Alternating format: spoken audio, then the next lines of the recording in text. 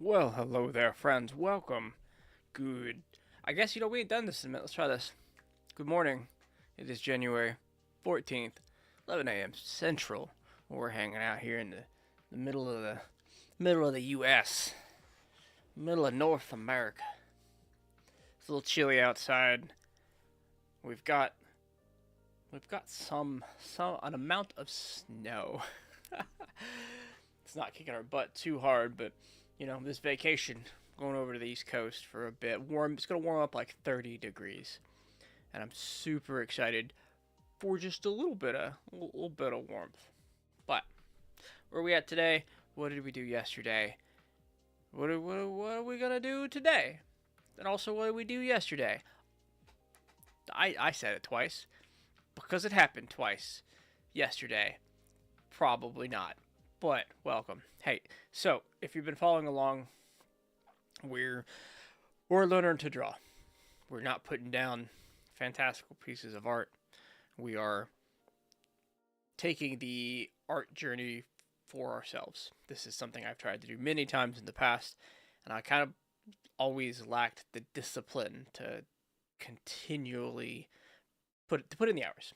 Right? I really put in the hours and the time and put it down. You're kind of focused maybe on the end results. Maybe too hard on myself. Maybe I did too much of the fundamentals and burnt myself out each time. So we're using the stream discipline that I've built up over time to go at it again. Go at it again with a little bit of structure, making sure we're putting some fun in there, making some finished pieces we're happy with and we enjoy putting down.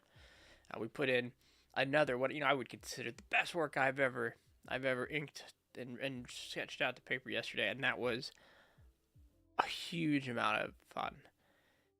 It's almost like every other day I'm drawing the best thing I've ever put down. That's really cool. I'm really excited to do that. We are still in this like fundamentals grind.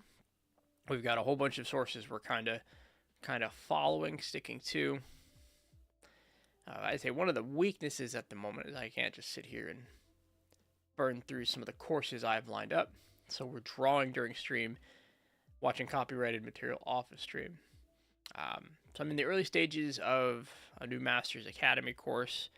A lot of talk about measuring, which I think helped a lot. And then I watched the second half of that class yesterday and built on the foundations of stuff we had tried to do yesterday. So that's super exciting. There's stuff we're picking up every day. Today, what I want to do is some more draw box from lesson one.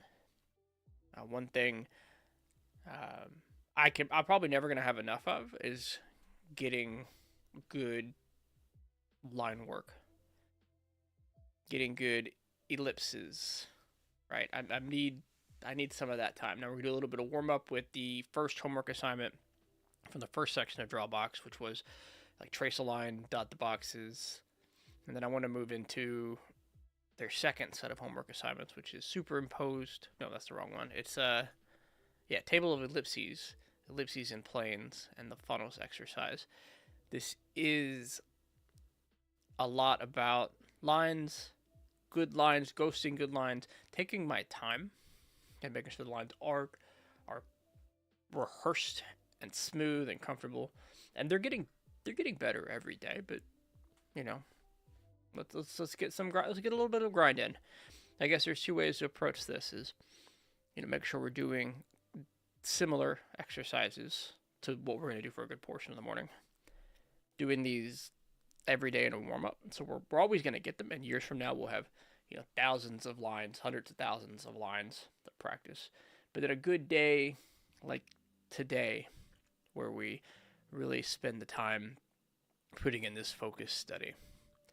And then for the second half of the stream, we'll find something to draw, something fun to draw, like we have occasionally done. I think that sounds like a pretty good plan for the day.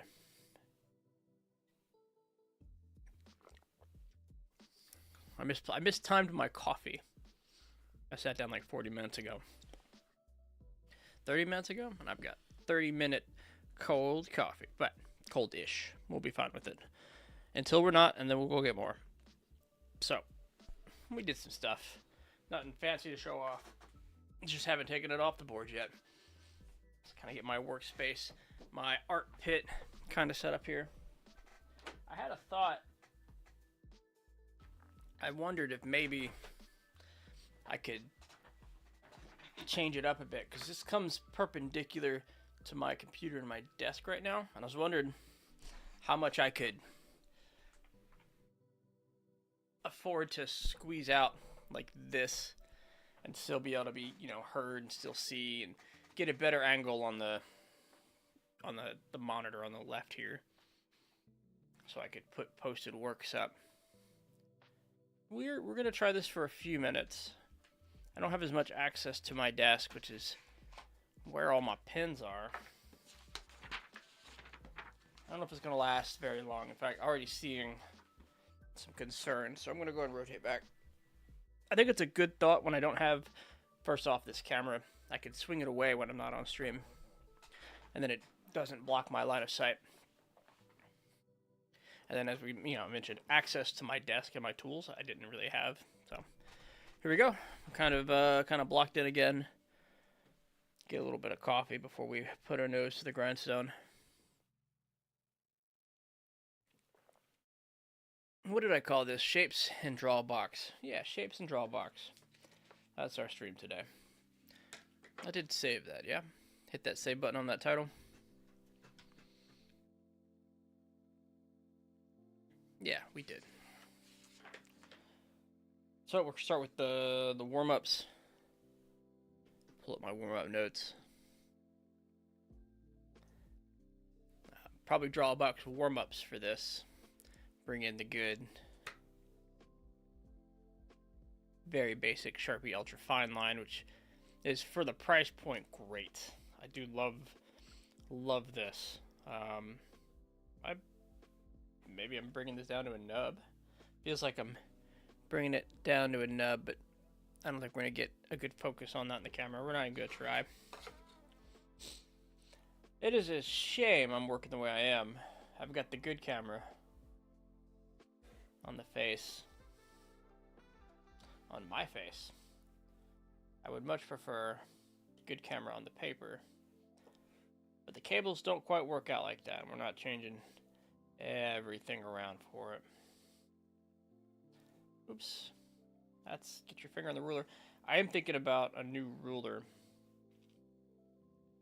Just a flat ruler. One that might stick to the paper better. And or, the edge is completely, like a clear flat ruler sounds awesome. I'm gonna do some shopping, I think, tomorrow before I go on my trip. Maybe that's where I'll pick it up. I'm gonna make sure I bundle with me a nice amount of art supplies. Something we can take with us. Hey, let's zoom that camera in, because that always helps. Let's make sure we get a good starting point there. The line was kind of weak. There's no excuse for not starting exactly on that dot. We've got such a big dot. That's a little slow. And I, even midline, paused and course corrected. The pen stopped flowing. Didn't intend to. It got stuck on the pull.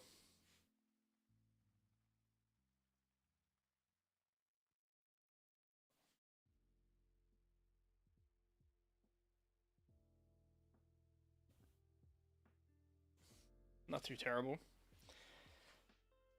Could be better. We got some work to do. So while we're here today, we're going to take our time with each of these lines best we can.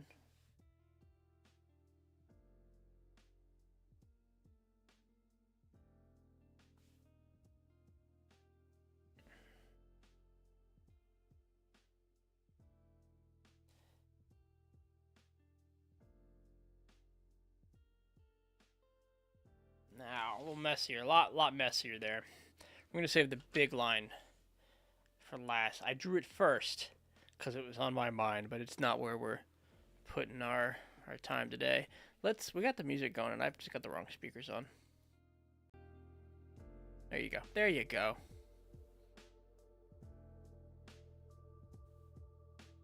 That's pretty chill. I'm gonna turn that up a little bit today. Let's see where the volume's at.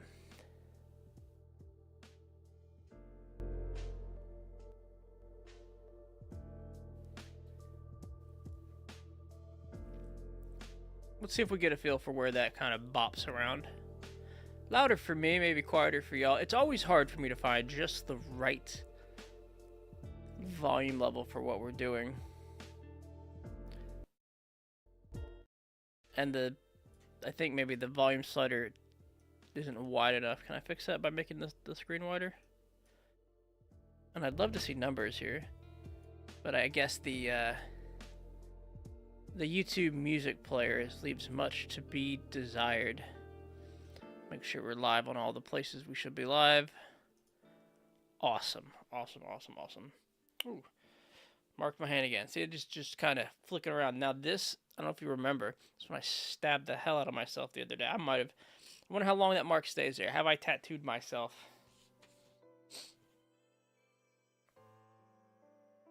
How permanent is that mark?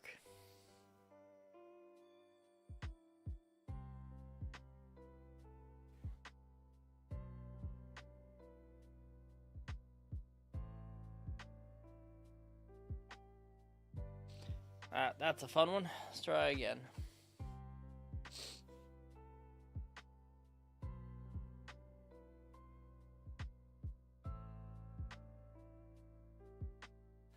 Now, I realized the other day it's entirely possible that I've got the wrong pace on my line. That, you know, I should experiment with slower lines and faster lines. And hey, Mr. Arsh, welcome. Happy Tuesday. Good morning. Welcome to the stream. We are practicing our lines right now, and then we're going to practice some lines and maybe some shapes. Maybe some shapes. Definitely some shapes. That's the plan today. At least. Oh. You can see why we're practicing our lines. Jeez.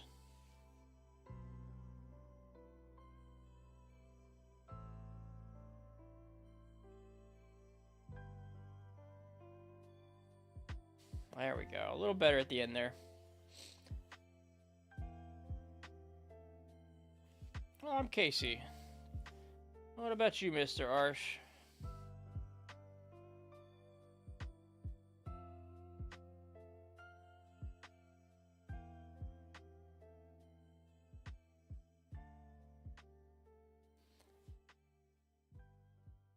Whew. We're getting there. Maybe we start ghosting a bit. We're gonna try this next line slower and see how that feels. Now the speed, we increased accuracy by reducing speed, but it should decrease the confidence of the line, right? Oh, just the middle of the U.S., my friend. That's generally about as specific as I get.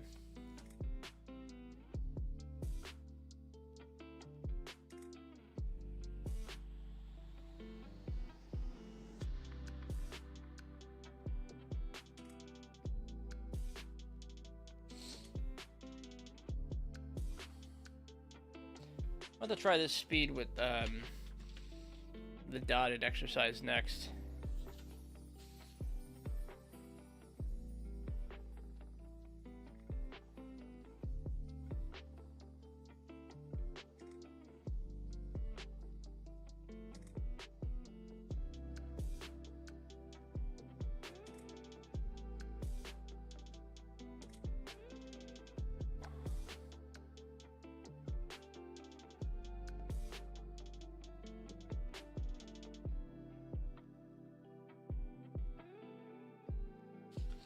A little better, but a little slower. We're seeing a mixed results here. We're going a little slower, going a little faster. Let's try this long line with that new speed. Kind of slowing it down. I'm just trying to find the right balance here between the accuracy and confidence. I want to dial back the speed in a way that it affects the confidence of the line 0, right?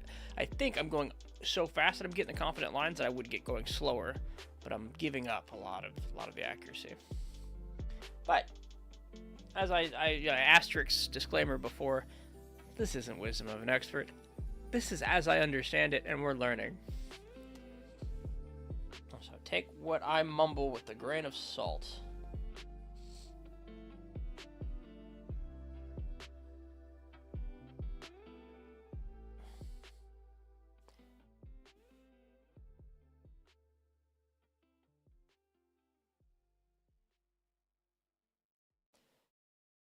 So we're doing that waving. I don't want to do that waving. I think that's why we got to go a little faster with this line. We're not out of the pen yet.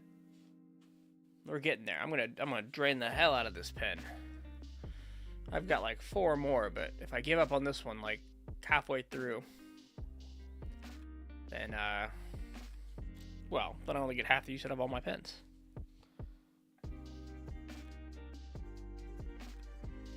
Put a straight line down. We're gonna continue to trace. Say those 2 lines are good, and then we'll move on to the next exercise, because the next couple exercises are also kind of warm up in their own right.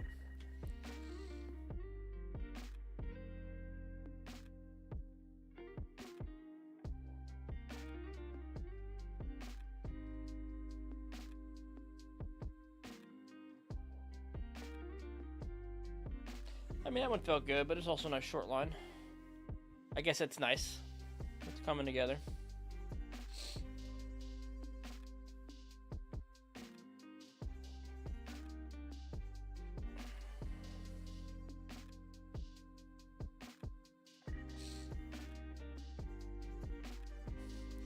I don't know if we got to a groove following this line, if we found a groove in the paper, or we were just mimicking our emotions. But okay.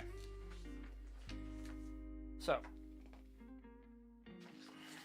the next exercise begins ellipses, circles. The key, and I'm going to pull up the assignment, is dividing this piece of paper into some columns, and then to start putting circles into those columns, using those columns as guidelines for the circle. Because I could draw circles on my paper, no problem. But can I do it if I give them proper left and right limits to guide myself? And I think, I'm even going to use the T-square to put down the horizontal lines.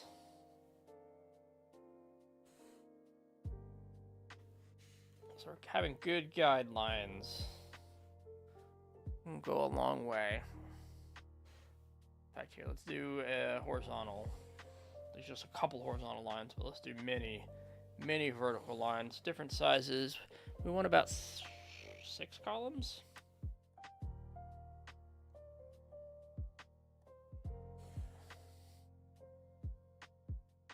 One, two, three, four, 5. I'm going to divide one of them, but let's start from what I'm going to imagine is currently the top of the page. There we go, almost my thumb. I keep hitting my thumb as I draw some of these, and that's giving little bumps in our lines. Oh, there we go. I can do it on this side. I know I rotate the paper. It really occurs to me now I could have just rotated the paper.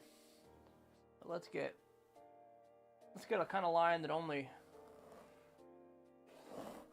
the T-square can give me.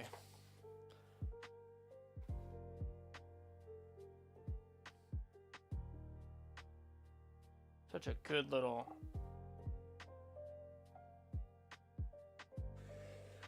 good good tool. I'm such a fan. If I didn't have the microphone, the camera kind of there, I might even consider using this a lot more. But as I move it, it's now like hitting the handle on the mic. I'm sure I don't know if you're going to see it shaking just a little bit, but I get about that much space before I run out of room.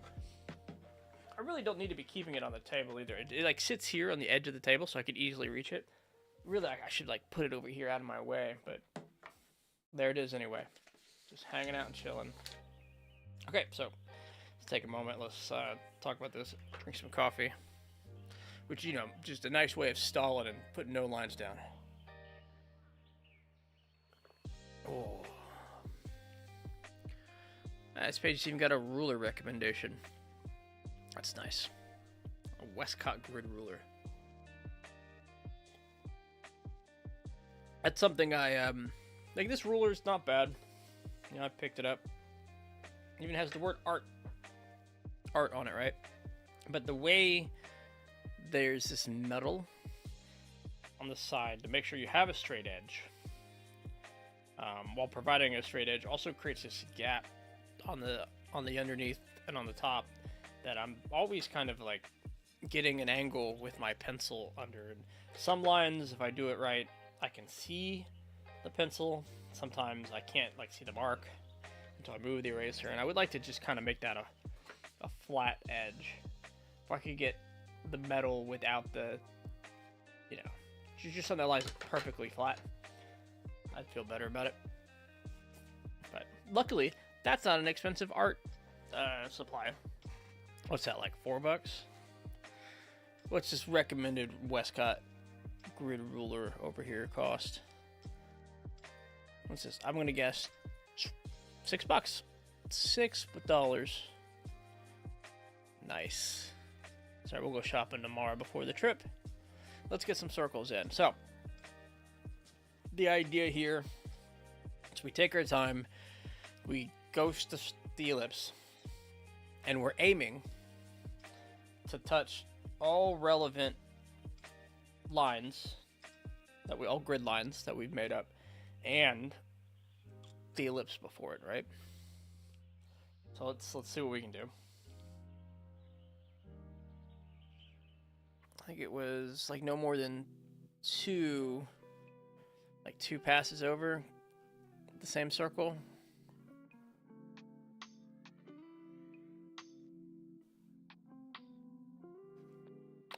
I've watched this video way too long ago. Drawing a little bit from memory here. But let's put that line down.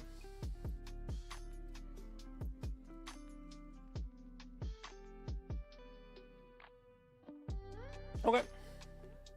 Cool. We're gonna have obvious problems.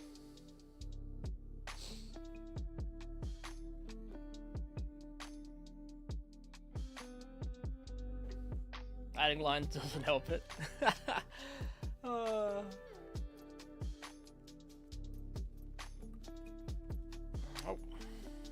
I didn't try to correct down here the second pass.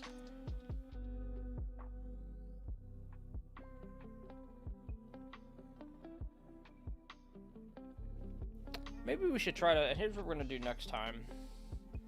Next box, I'm gonna try to make all of the same kind of circles all the way across. You know, whether we make the ellipses slanted or fully circular. We'll try to break that up to each individual box.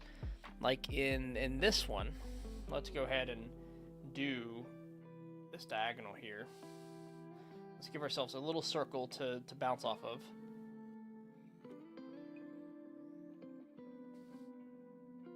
I'm gonna undo my sleeve just a bit. I am rubbing against the side here, and I don't want that sleeve catching. We are practicing our tripod grip here. You may say to yourself, tripod grip, that's what we all grew up riding with. I wish. My grip's funkier, and I need to work on this one. I would use the one I write with, but it hurts my thumb after a long period of time, because I do that. And you'll actually, yeah, move it down to the more of a quad grip for me. But my thumb gets in here, and I have great accuracy. I have my level. I have the best accuracy for me in here. But man, I can already feel it. I did it like last week on like Tuesday, Wednesday. I really started to feel it. I think I strained my hand a bit while working out. If I felt like I'd strained my hand during art, we wouldn't be doing art right now. Also, let's use my shoulder more. If your hand hurts, use your shoulder.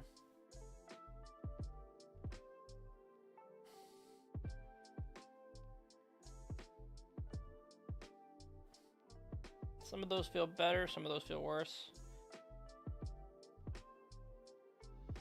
Like, the idea and what I want to make happen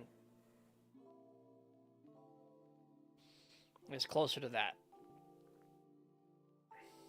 But with the speed and confidence of the rest of these lines. That one was slower, and again, maybe that's the answer.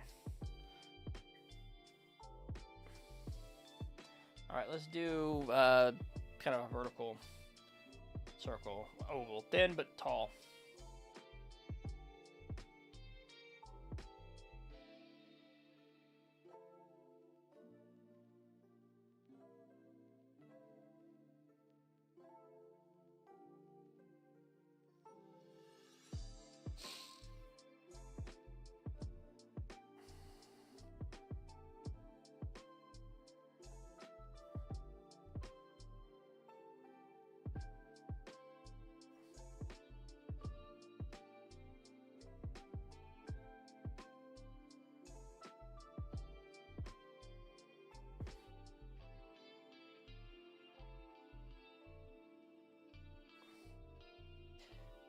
Kind of egg-shaped.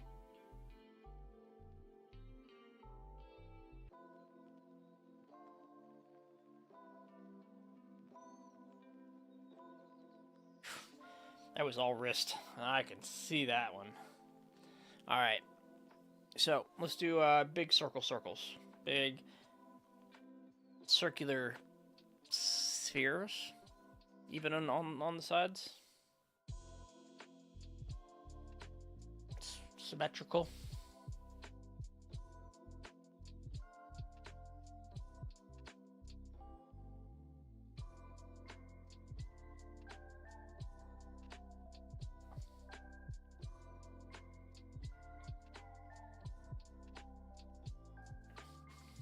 So there's this thing as I look at this, and I wonder, like,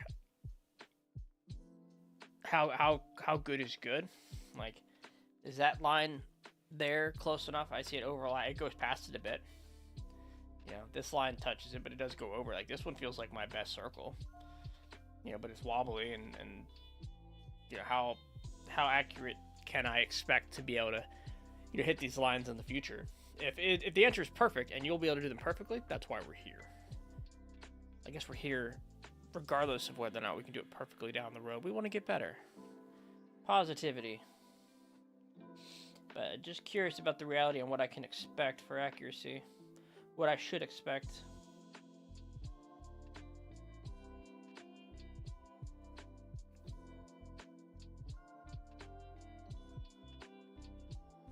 At some point, I should consider submitting these. Spend a few dollars to send these into Drawbox to get the feedback. But, you know, I guess the only answer I want that I don't think I can give myself currently is this good enough to continue on? You know, should I repeat the lesson? You know, or did I succeed, pass, fail? Because I could tell, at least well enough, I think, you know, what the improvements are, right? It definitely line accuracy, line comp, like the whole kit and caboodle. What do I want to do here? Circles the other way, like to the left. Let's give ourselves a little circle to build on. And then we'll... And this is an awkward angle too. Like, should I even not be... Should I turn the paper to match my best drawing angle?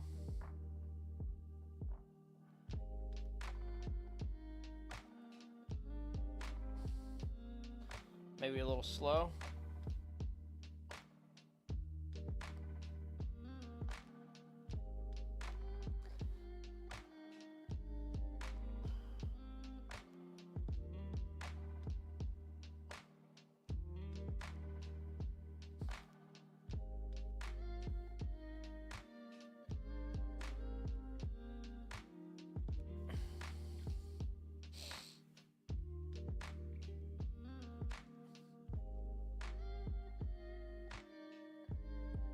See, we're doing a lot of overlap on these ovals on the left when I draw this.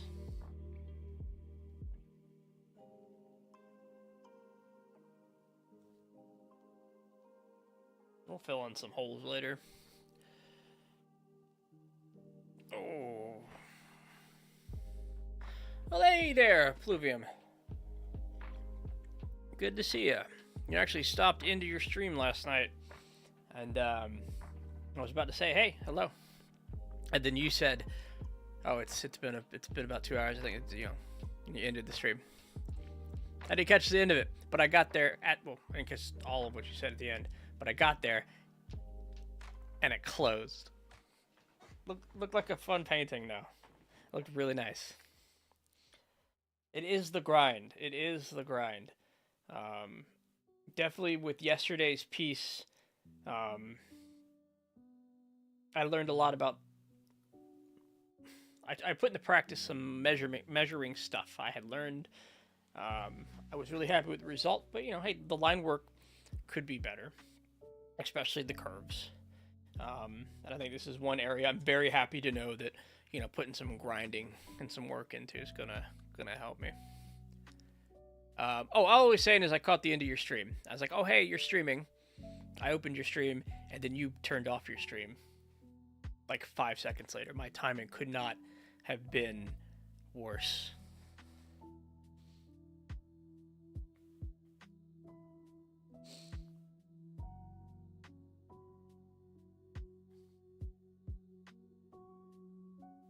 But it looked nice. It looked nice what you were drawing. Painting, I guess, is the word.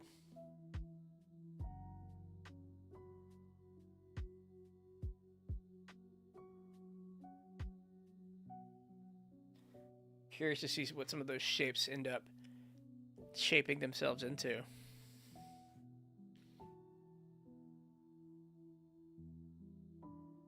A lot of interesting structures around the character.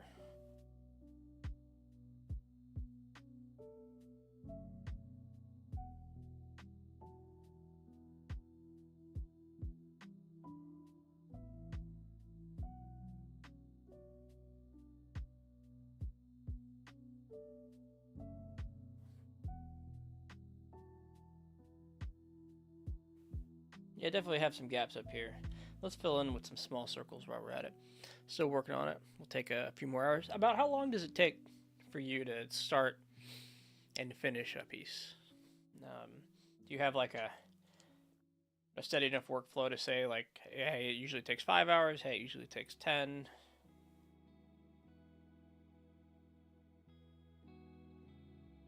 It's definitely one of my earliest lessons is how much time I could take on a piece and how much I should be.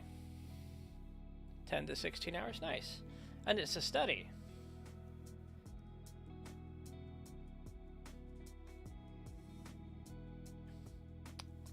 Yeah, definitely the 3-ish hours I spend on stuff here is the longest I've ever spent on anything.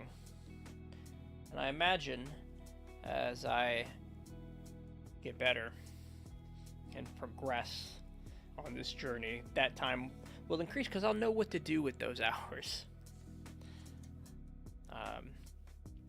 Really, one of the big surprises here is how much better I feel about a piece if I'm willing to erase and redraw, and really take my time. But I'm hoping with overtime it's not just erase, redraw, that it's just good, confident lines, and when we get into other details. But big circles.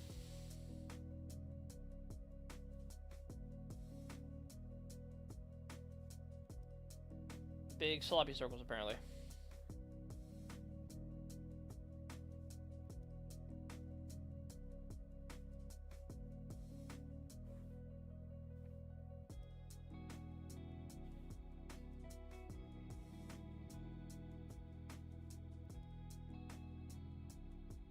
Yeah, we're rushing. We're definitely rushing a couple of these because you can see like this should have been an easy gap here to make, fill in.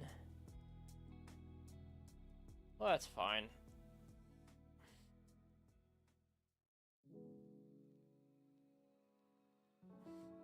Okie dokie. What are some other good ones? I've seen on the example there was a little bit of a variable circle. A couple of ways he did this, so we're gonna copy them. Do this. I think we have to do what, 2 lines, 2 pages of this? 2.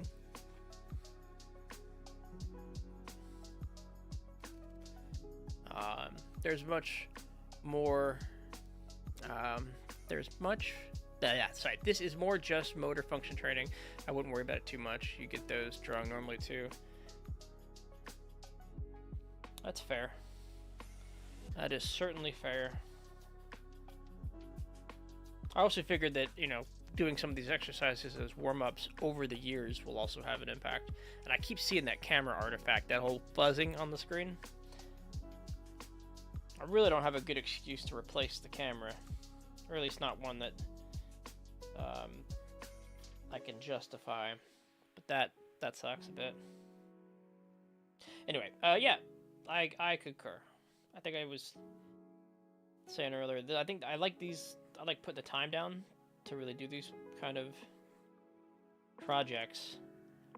But also I want to make sure I'm doing them in my warm-ups, because that's probably the more valuable time is, you know, those 10, 15 minute warm-ups where I, you know, do those consistently.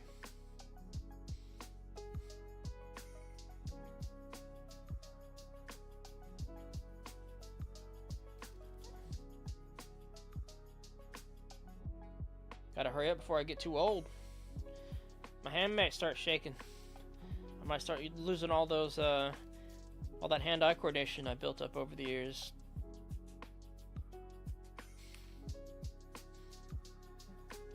I'm gonna take a pen off the finger off the paper, or can I keep my pinky down?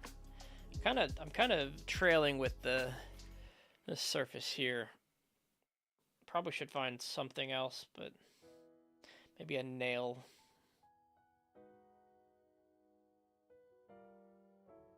Anyway, and these are the ramblings. These are my ramblings.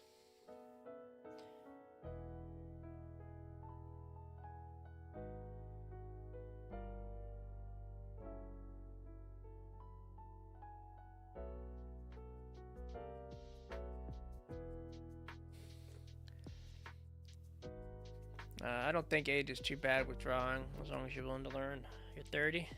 I am 39 myself. Welcome to some of the best years. Although I hear people say the 40s are even better.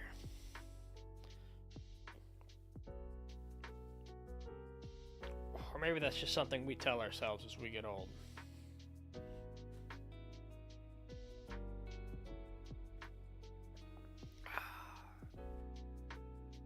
Yeah, I mean that's talk about age. That's got to be true, right? I've seen so many great artists. Let's see. We want to do a variable of ages. This is not necessarily a young man's game.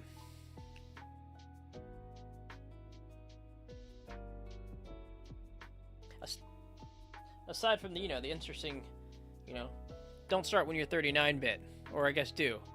That's where we're at. Yeah, some of them end up with more money and time. And I think that's the general thought when people say, like, the best years of my life were in my 40s. Because they had their time back or their money back.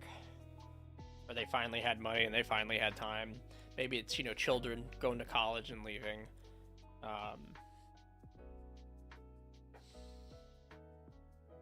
But then again, I don't think there's too many moments in my life where I was like, everything's terrible and I hate it.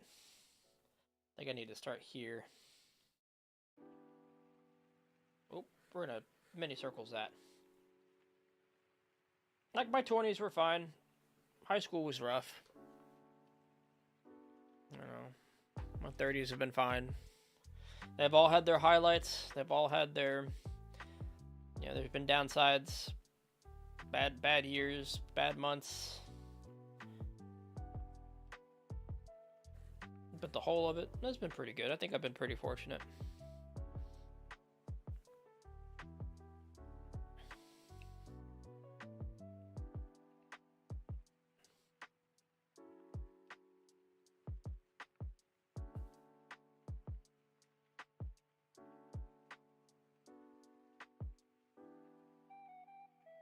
circles.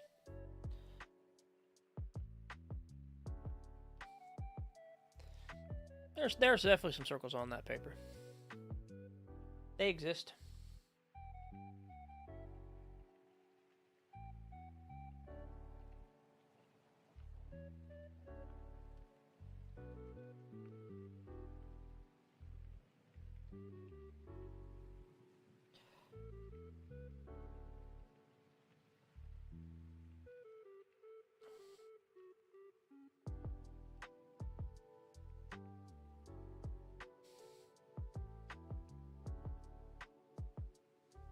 Although, you know, I guess out of all my years, it often feels like the best ones are the ones I'm currently in. But again, maybe I'm just real fortunate.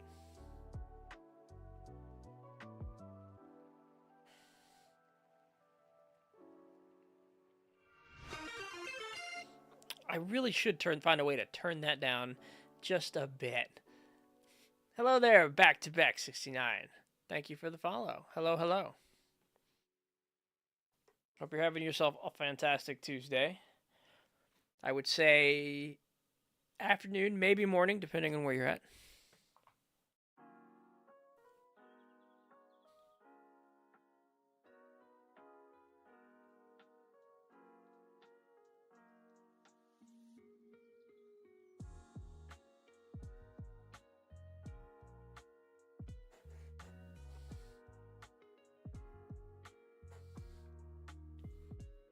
I just kind of got bigger with these as they got more space. I don't know if we can keep them elongated. We can get more ovals in. Guess you got to practice the big ones too.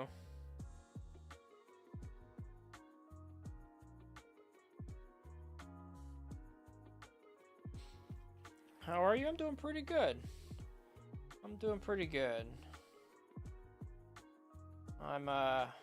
was just saying I can't complain. I think I've got the best years ahead of me. Best years still behind me. All of them are the best years. I wouldn't be able to say that for myself, but living in a first world country, I can't really complain at all. That's a fair bit of. That's always a fair bit of perspective, Pluvium.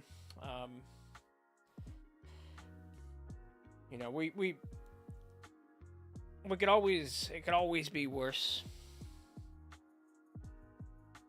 But that doesn't mean the troubles that you face or I face are any more or less troubling. Alright, life, it could be worse, but at least I have my health.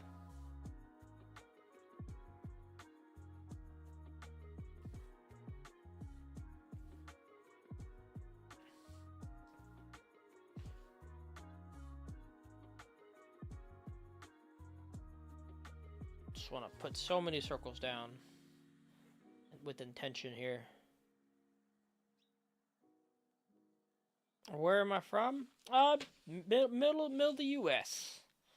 That's usually about as detailed as I get. I say usually. What about yourself?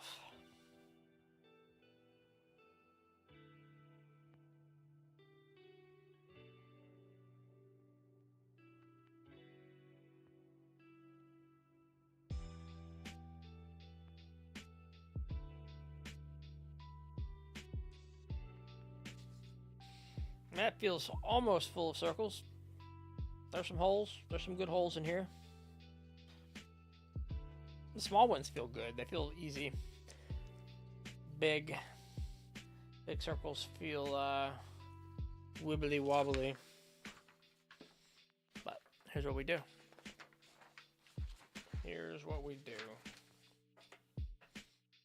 New page. And you know what? Let's have fun with T-square. Again. Get out of here, other ruler. You're not as cool as the T-square.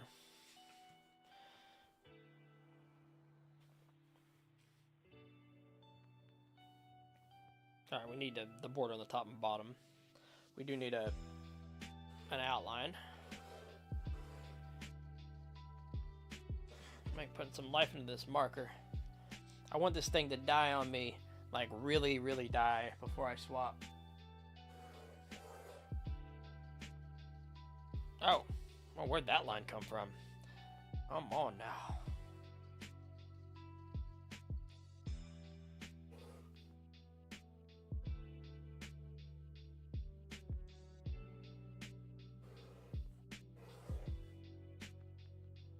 Yep. Let's take our time on this line. See what happens. Creating like secondary lines here.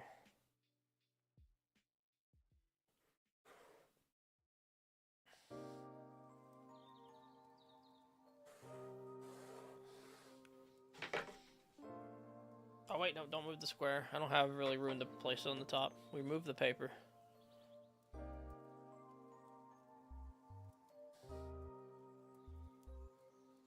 Let's move it right about there.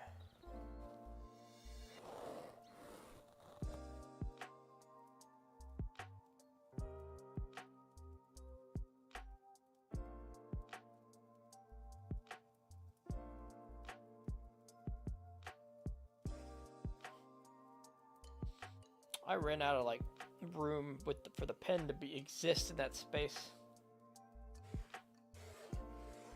As I move to the right there. Now this T-square is square enough, but it's the paper that ain't squaring so hot. That's fine. This works. We need box-like things. And we've got them. Take a little coffee. Let's take a minute. Let's take a couple minutes.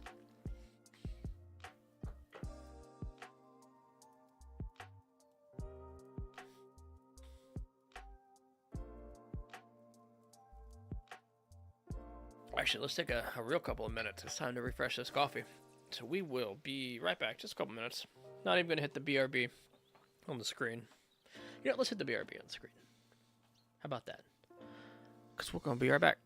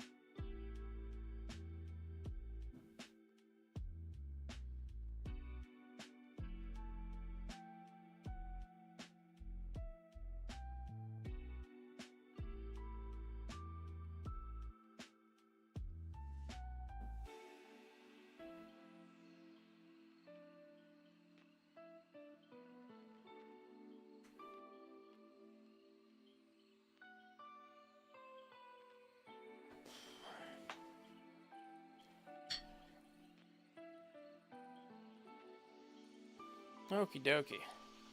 Coffee. All quiet. Stairs. Whew. Walked up. get ourselves back in a good cozy position. Get this heated blanket just moving. Just heat.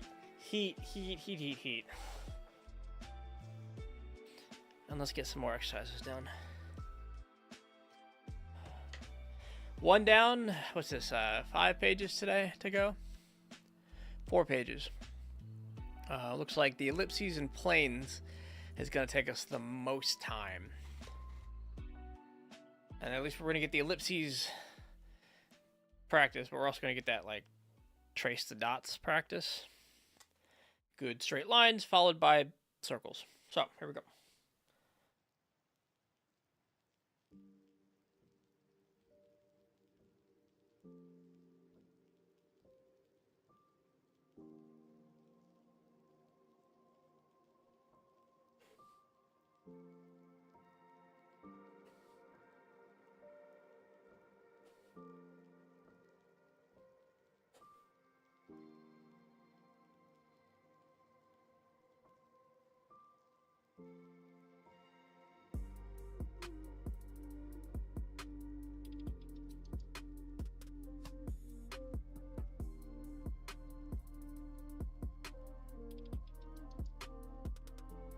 Okie doke. We do the next one. Some big circles, big space. It's kind of the only place we have to do it, but we'll only get like 3 circles in. So I'm hesitant to just do a full circle, but I guess where else are we gonna get it? I say a full circle as if we could put one down without practice. We're gonna need more of these on this page.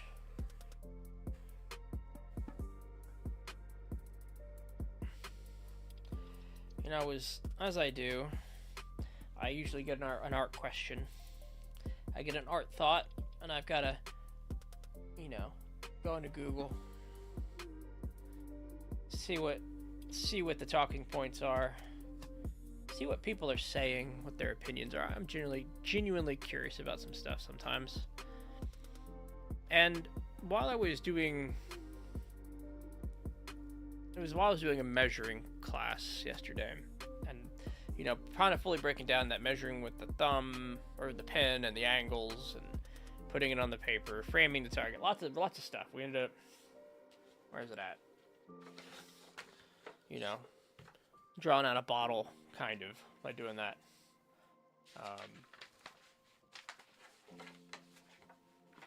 And it seems to me that a lot of like drawing from life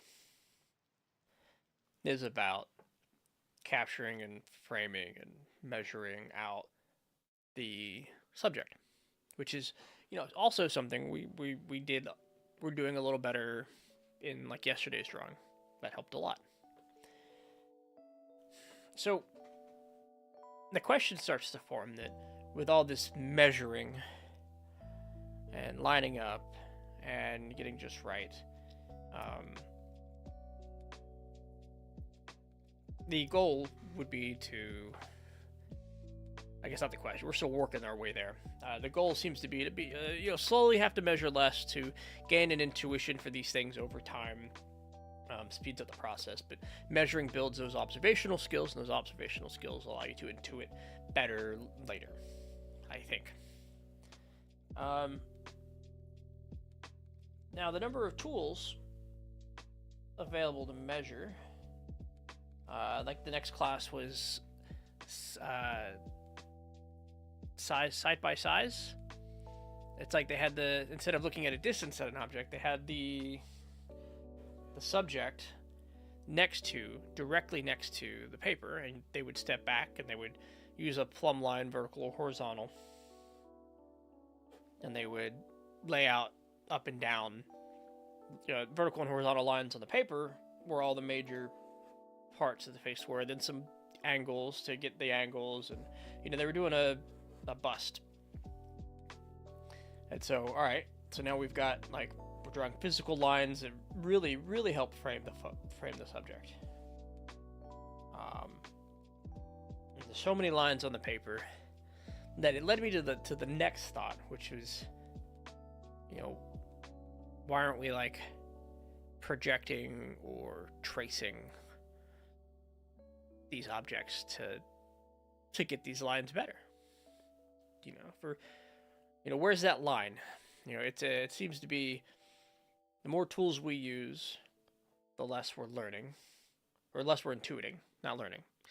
But the more tools there's a line in the tool kit where we go, that's cheating, don't take it that far. Well, search online. Hey, what's the opinion on tracing? What do people think about tracing? What are the thoughts out there? What do I agree with? What do I not agree with? Because intuitively, tracing is not learning and it's cheating, and like that's where I'm gonna lean heavily that way. But a lot of opinions were like, no, it's a tool you can use. They were like, it's fine as long as you're not claiming it's your own work. As long as you're learning. Maybe it's a crutch. But then, interestingly, the conversation took a turn I hadn't expected. Because I can expect,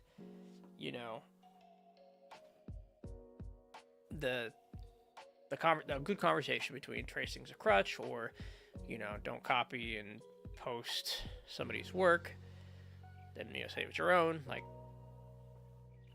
it's a tool. I get it. Interesting bits of conversation. We're telling a long story here. Suddenly, it took a turn that tracing is used all the time in the professional environment, and that the clients don't care about your process. They just want the results quickly. I don't have the time to not trace, is what I was seeing in comments. And I wasn't seeing it on every discussion about tracing, because you pull up a couple, you kind of read through the thoughts and try to get an idea of what people are saying. But I saw it in enough of them, and in some level of frequency. And of course, it devolved into, not devolved, evolved. Those conversations seem to evolve into like what you should be doing as a professional artist. You should be using all your tools. Someone's like, hey, don't just take a picture and apply a bunch of filters to it and call it a painting. But other people were like, yeah, but sometimes you got to do that. And I guess I don't have a conclusion other than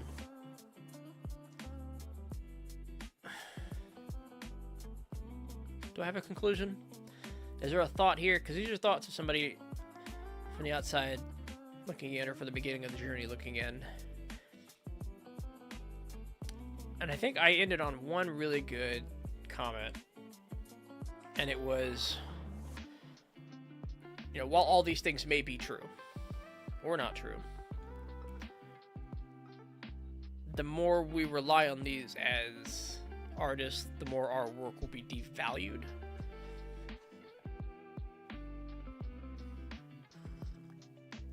And the, kind of opening up the path to,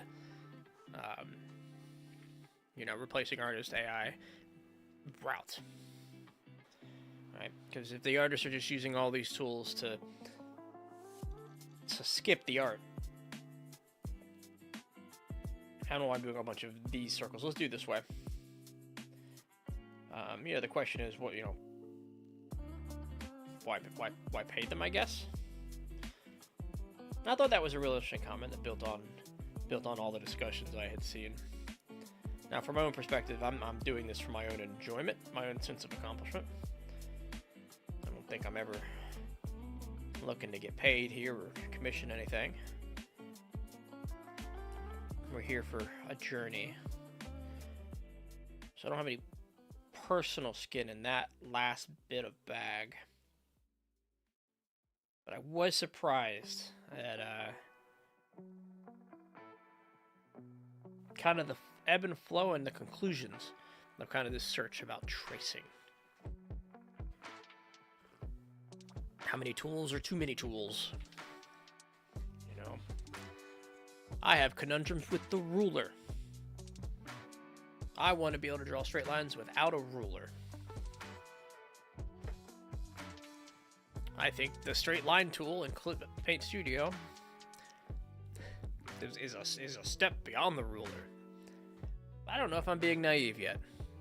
That's why we're looking. I don't know what level of naivete I'm currently projecting.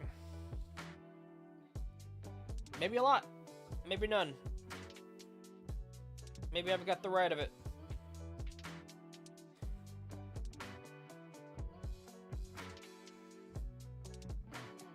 Now that I've talked it out loud, I wanna dive deeper. But I've got to find better sources for art commentary. I'm relying on my old Google Foo, which has evolved to put in the word Reddit on the end of everything. I guess that mostly comes from a place of like gaming.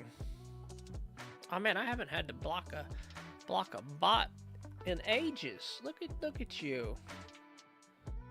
Possible ban evader. You're monitoring. You don't have to monitor. He's gone. I don't even know if you saw him. Alright, so let's do that squiggly line, but yeah, more confident line there. That part of the curve, I would have loved to see smoother, but I don't think I didn't ghost that one at all. When I got there, when I went to put the mark down, I don't even think it occurred to me. Be confident, be smooth. This line's going to be a thing. I think I drove that line as it got there. And a little bit of planning, a little bit of ghosting would have gone a long way.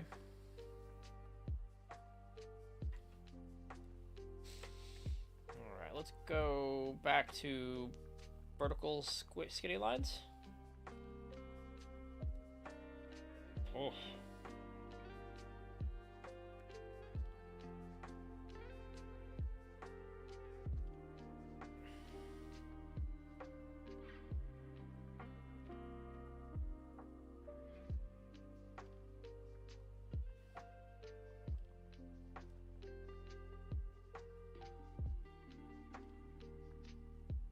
I would love the rubric for this. Oof. Would love it.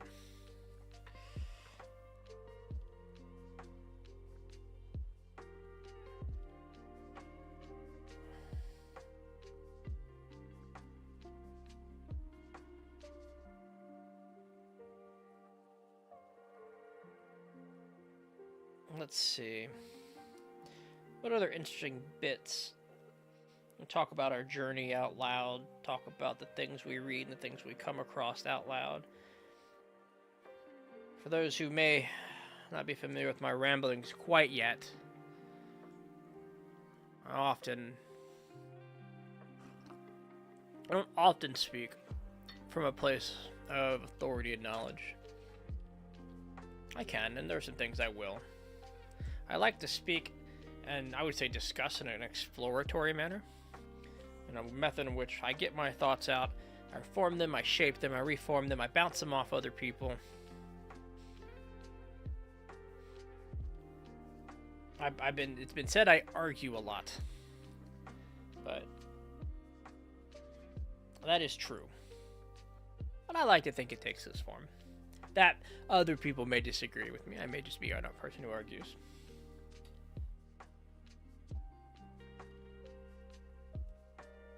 But I do like to approach things personally,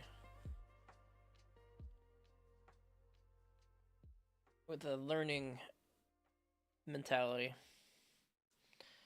And that might just be what I tell myself. That might just be the little goblin in my head who justifies their words just because I think this is why I do a thing, and I think this is what I'm doing. Doesn't necessarily mean it's always interpreted that way, or even is that way. Doing it myself right now, talking through my thoughts.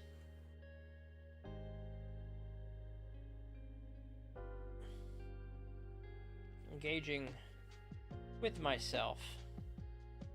I am way too good at arguing with myself, though. That's a problem when you create entire arguments without somebody to sound back onto. I am the debate lord. Yes, debate lord is fair. There it is. I knew my friends would come to my defense. Offense. There's something happening there. One of those things is true. Oh, Cam, Justin well, he didn't just pick up PoE. Justin has Path of Exile in his cart. And we'll be pulling the trigger when a bunch of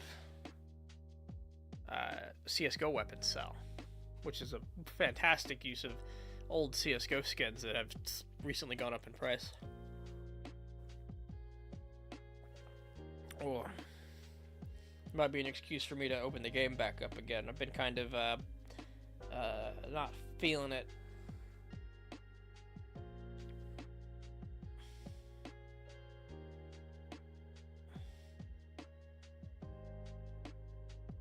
That being said, I have really been feeling Marvel Rivals.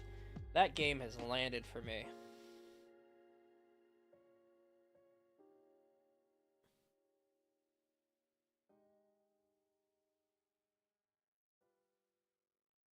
I need to put some more time in it. I want to finish the battle pass. That Wolverine skin is good, but also, you know, I'm having a lot of fun. I think I found my main. I've just gotta put some good time into it.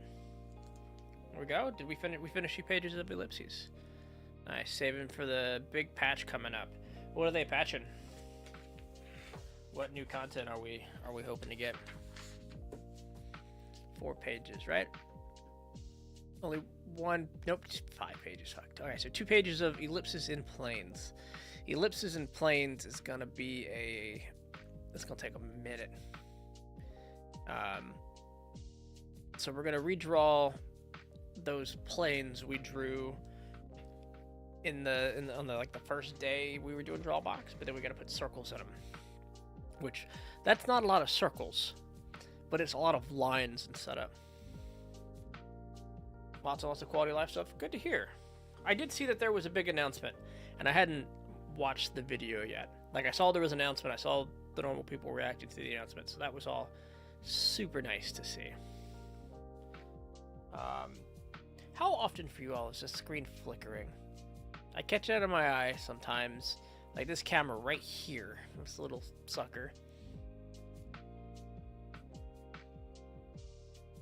I've got a different Logitech camera of the same make and model, but I think this thing's just getting old. Alright, so this is kind of where I want to take some time to. I want to make sure I'm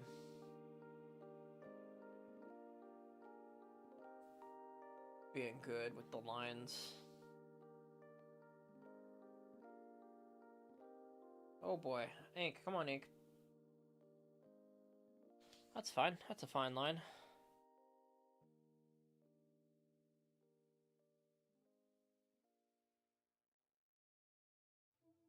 The last exercise felt better for the ellipses, because there was lots of ellipses. This is a line monster.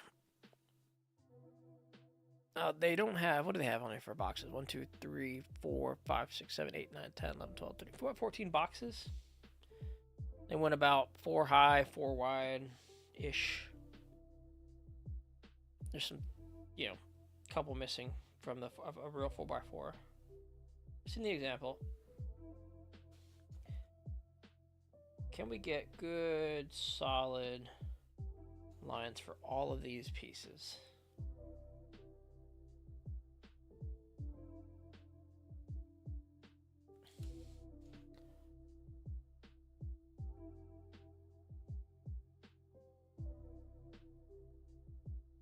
Oh, that's a line. It's one that didn't even start. I'm not giving up on this pin yet. Not yet.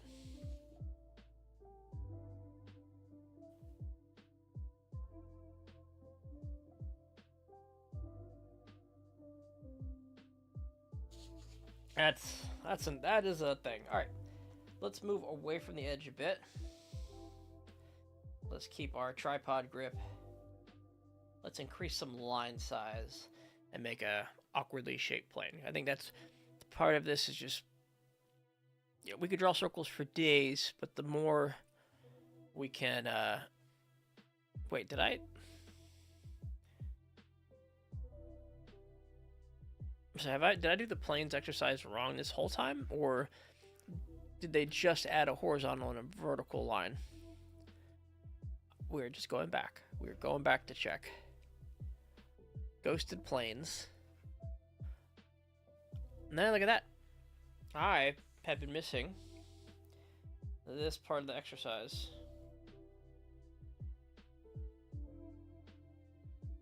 And apparently this pen. Come on, pen.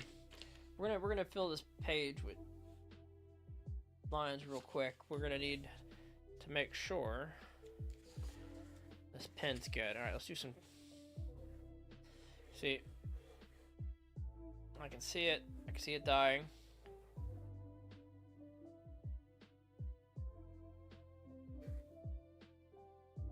But we can still get big, thick-ass lines like that if we draw slower.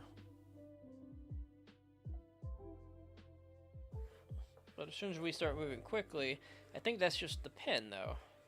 We have a comparison. I've got a brand new pen over here. We got a bunch of them. I've just been stalling out on using them.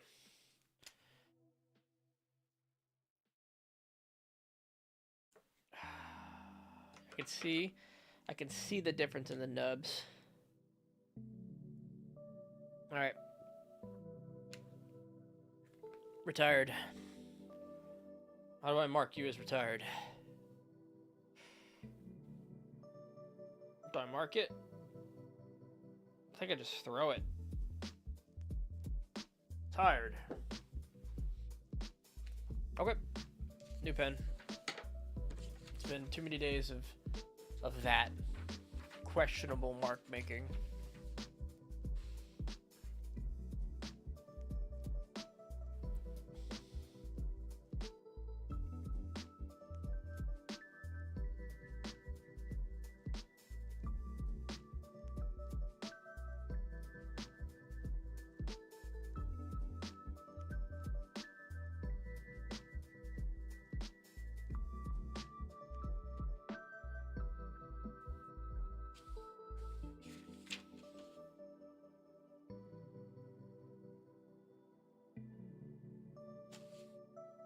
Okay, now we do diagonals, we do horizontal verticals, and a circle, which is why I'm saying this is more lines than circles. Now, I didn't say, like, I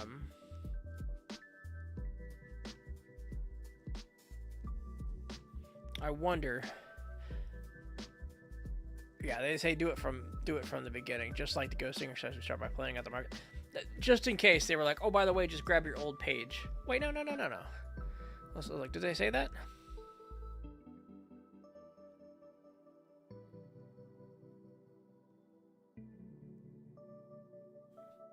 Oh. Wait a minute. They want me to use the old paper and not make new papers.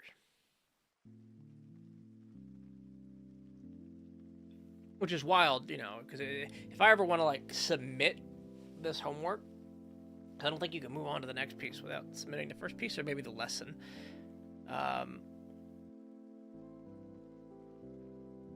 You gotta, like, submit all of it before get your homework reviewed. Okay. So the whole lesson would need to be reviewed. So having boxes with circles in it would be something you turned in. That's fun. Okay. Well, I mean, here's the problem. This is my current stack of copy paper that I've been using for, well, stuff. I've got so many planes exercises in here. We've got plenty of material. Even my earliest boxes, pages of. You see, we've already done these exercises. At least it's all decently organized. At least all the early Drawbox stuff I did is together. And And then the later draw box stuff I did should be relatively close here.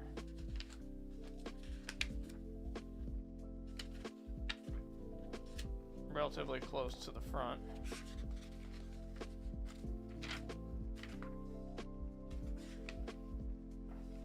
Getting some more lines.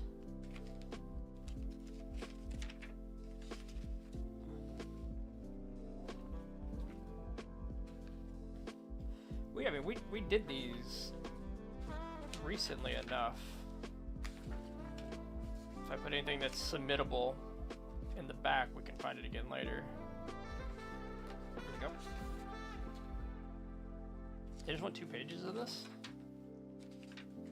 I've got the... Oh man, I need to actually go back and count how many times I've done these first couple exercises with Drawbox. Because I'm seeing a lot of sections. Like some of these are warm-up pages, so they're doing everything. They wouldn't count. Like, how many variations of this homework assignment can I turn in? And the answer is more than you would think. Anyway. Thought I could get all the loose pages. Now, some of these, 2 of these are from, like, last week. And then 2 of these are from last year. But also, half of them don't have the horizontal and vertical lines, do they? So you can see I did these last week. I did these last year. But we're gonna, you know, since this is easier than what we were planning on doing, I'm gonna go ahead and fill in the horizontal and vertical lines first, since we missed that assignment, I guess. And then we'll do circles on everything. Okay. Everything's definitely not sorted, but it's all here.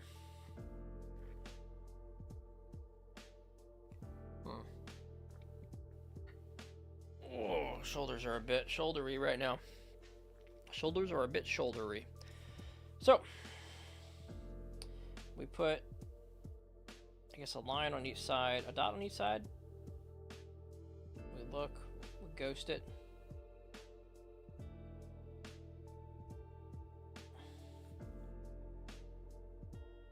Oh, stray mark. Battle damage. Do it again.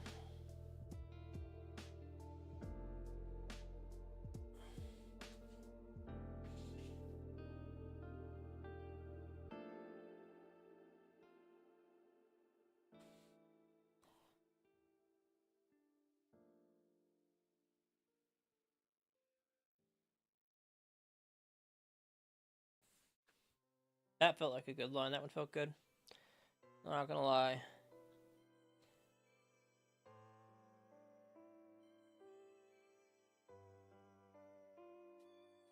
We gotta go right through the middle to the side, right? There's some bad lines on here. We're gonna live with them. You can already see the quality difference in this pen. As soon as we swapped, and these were decent lines we were working with. There's so much more thickness than this one, suddenly.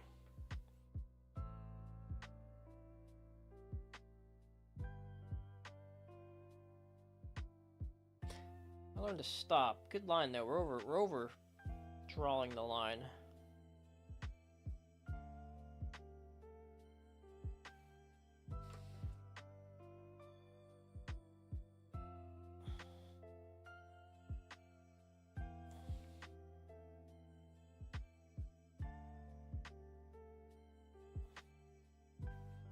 Not even like submitting it would be that terrible of an idea. I think it's like it's like $5 on their Patreon. There's a limit to one submission every 2 weeks. I'd have to reread the whole of it, make sure they're not like submit per homework assignment, but I guess what's the feedback I'm expecting? And I said it earlier, kind of expecting them to say go or no go. Like, yeah, you can move on to the next thing. You get the general idea. the better I mean, the two good feedbacks would be, yes, you understand the concept, move on, or no, you are missing concepts, A and B. Practice again, be mindful of those. Unfortunately, not unfortunately, what I can do on my own is look at each line and say, oh, that line extends past the line. I'm not stopping in time. They're generally, there's some confident lines in there. There's some good lines, but there's also some curves. Make sure I'm not using my shoulder there. This is accuracy that will be improved over time. That's I think one thing that they're less critical on. Right? I think they're from the videos, from the description, they're more critical on like starting point, on the straightness or the confidence of a line, more so than did it land at the right spot. Now, did it start at the right spot? All those things. I think this is what they're looking for. But how do we fit with the sum total of all the assignments they get, and would they recommend I move on?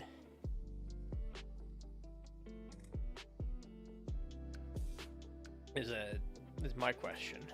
Now, again, these lines are good. I feel like I like them. That one didn't start in the right place, and it didn't end in the right place. But it's confident, it's straight. So there's parts of these I like, and parts I gotta continue to work on.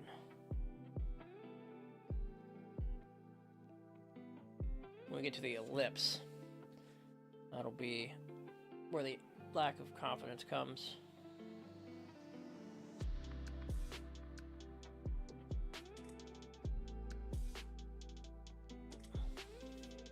I think what I'd like to do is resubmit, rework every assignment before I turned it in again. Like join their Patreon and just do them again. Even though there's a big highlight on the front of their page that says don't grind it. Turn it in and move on. I got enough to grind that I'm not necessarily grinding it, but I'm grinding it. So here's the thing about this line here. Where's it at? I feel like it's got to be there. Perspective. So I don't know if I'm drawing the line so that intersects with the center, or hitting the halves in such a way that I make sure they intersect with the center. So I think I would rewatch all these videos to double check that.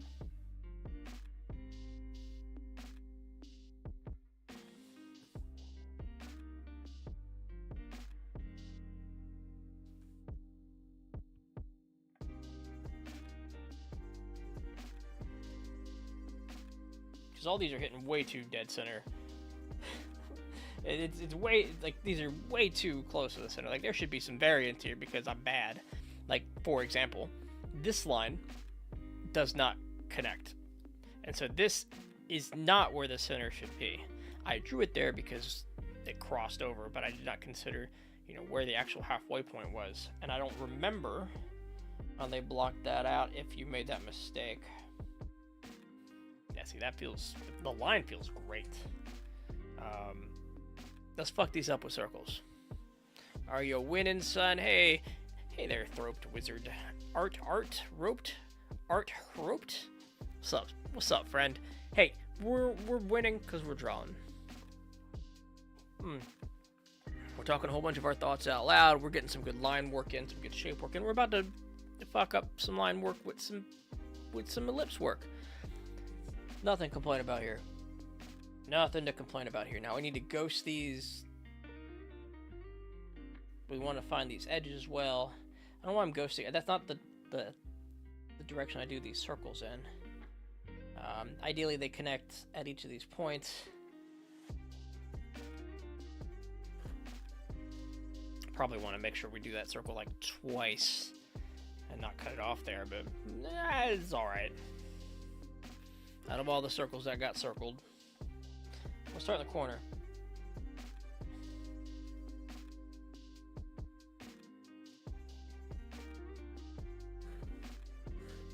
Yeah, you can see the gaps. We can see where we got to work that. This is a little more shallow.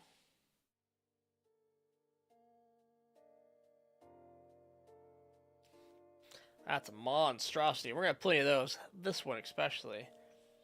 But let's see. If we start, we get there, we do this big circle. We got to make sure we come all the way to the edges. Alright, I'm getting a sense for it.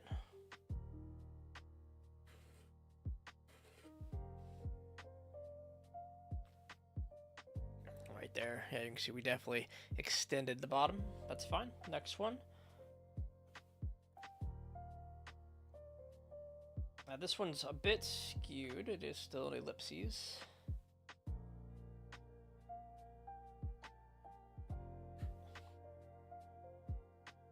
Well, this one's more of a square. This one, I'd say harder or easier. What do we think? Dragging the knuckle still. It's kind of my preferred method, but maybe I need to work on a different preferred method. I've heard some use their nail, and that seems like a surface. I don't know, is the softness of the knuckle compared to the nail better or worse for kind of dragging? I don't want to drag the whole palm. I want to drag a small surface. Alright, let's get a good start. Let's get a good, confident, quick. Oh, we went fast there. So maybe less fast.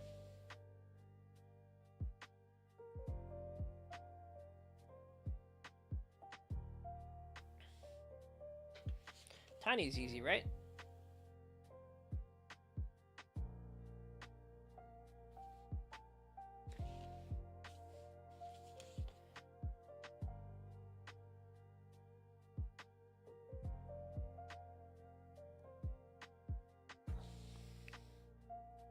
A couple more lines there than probably we want to put down. I guess that's about 3 rotations.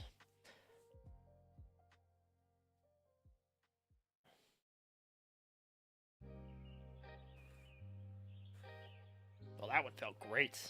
That one felt really good.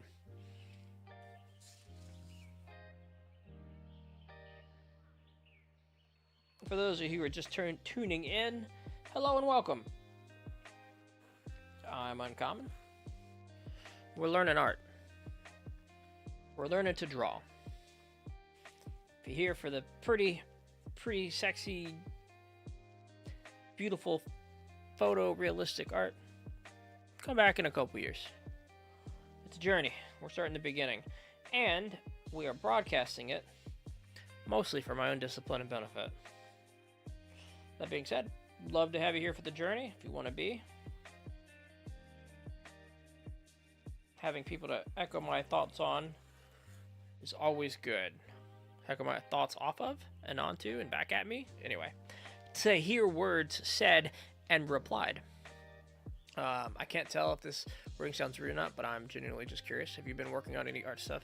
Is it just practice like this recently? Sure. I like to spend, I'm trying to spend about half my time studying. And about half my time doing something fun. And sometimes we make that happen, and sometimes we don't. But we're all still super new. I got a couple of finished pieces in here. I don't mind showing. We'll go with yesterday's because I'm still really excited about yesterday's. There we go. I was able to throw that down. That felt really good. There's some line work in there that I need to, of course, improve upon. There's some proportion issues.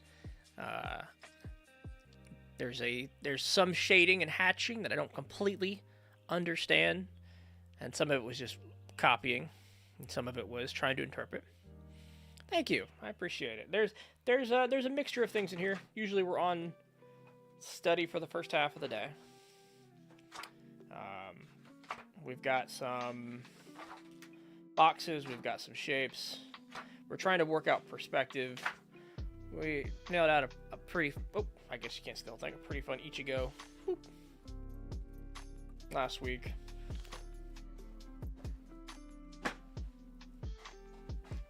But mostly, I lean in this direction.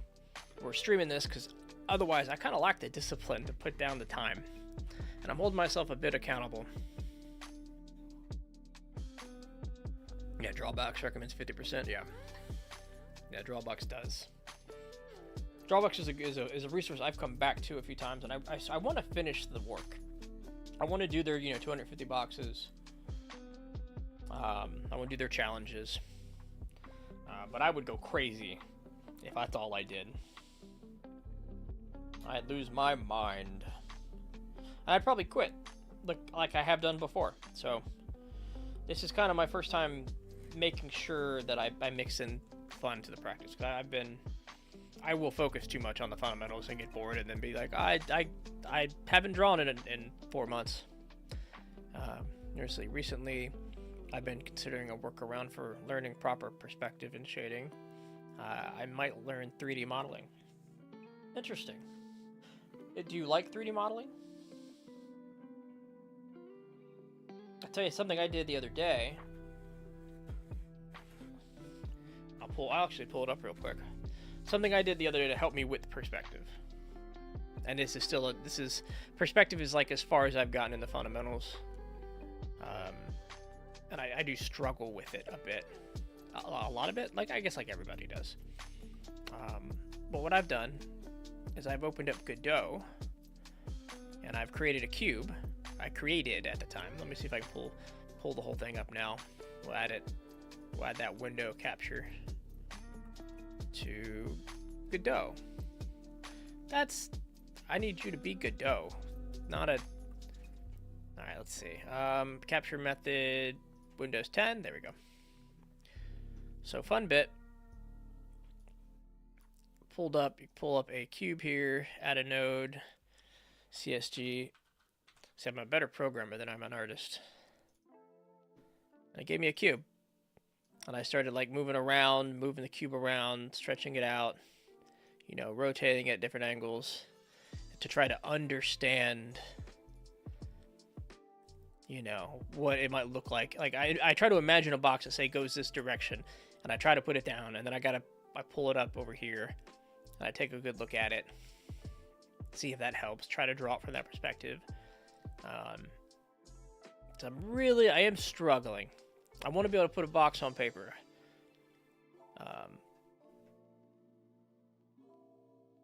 Sure. I want to try to put a box on paper from imagination, from a new perspective. Right? That's the ideal scenario. That's a bit hard. Oops, got an ad.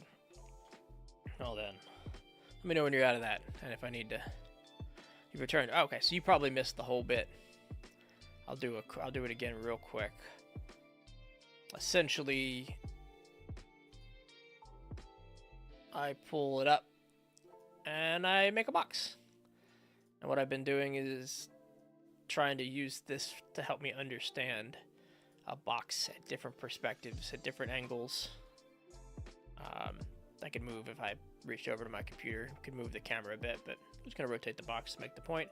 We can elongate it on certain sides, stretch out certain planes, and really get a good idea of what it should look like. Because I'm struggling here. This is one place I'm struggling. So that's a nice tool. I'm gonna probably use it from time to time. But there's also other places out there like Line of Action that have given me shapes to kind of practice my perspective on.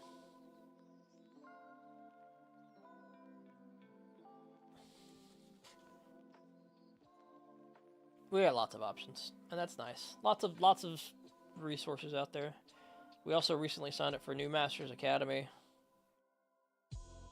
trying to add a more academic style structure to my schedule.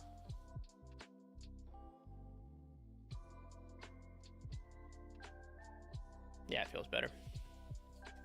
I don't know. I'm bouncing all over the place right now, trying to nail down a structure, because it's been something I've struggled with in the past. I want it to feel like for every hour I put in to practice and study, that it's the right hour, that it's the right use of that hour. And that's where I ended up not doing enough fun stuff in the past. I'm burning out. I mean, it's been a decade, 2 decades of me like picking up and putting down and picking up and putting down the art. Have you done much perspective stuff where you like deal with the horizon line and the vanishing point? A little bit. I put down the vanishing point. I can do 1 point, 2 point, 3 point. Like, I understand them conceptually. I can, mostly grab a ruler and nail those things out. Mostly. There's some ruler and line accuracy problems that really get me right now. And I definitely can't do it intuitively. So I really need to put more hours into that. And that's coming up, right? That's coming up in the draw box bit. It's coming up after I spend more time on shapes and observation. You get a little bit of it when you're drawing a 3D shape.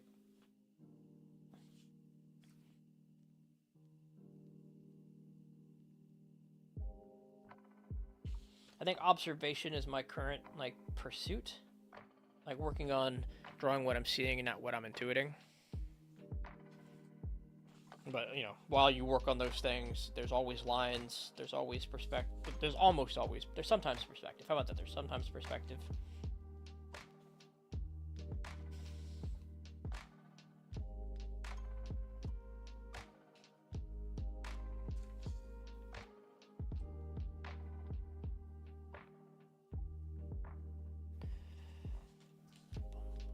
I'm gonna need some coffee in my system. Not from a sleepiness perspective, but from a thirsty perspective.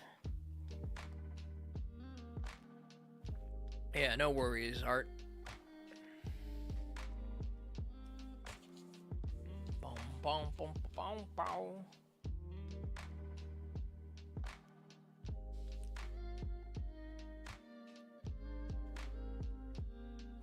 Yeah, line way past the stopping point. I'm getting a little sloppy. I'm not ghosting everything. Some of the lines are feeling confident. We should take a few ghosted strokes with every line at least. So you were short there and you kind of want to fix it, but you can tell you've done it.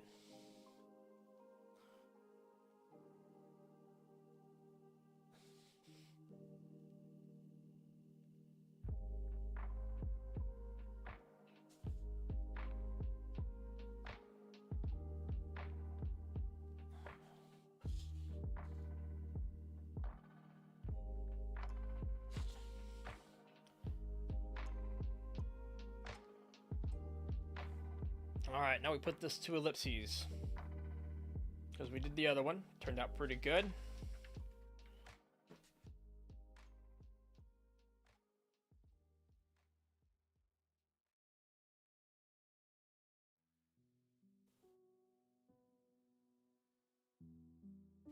It took me a while to lay that pen onto the paper there. And then I became self-conscious about not drawing the circle. And then I realized I was being self-conscious, so I just slammed the pen into the paper. Okay result. Okay result.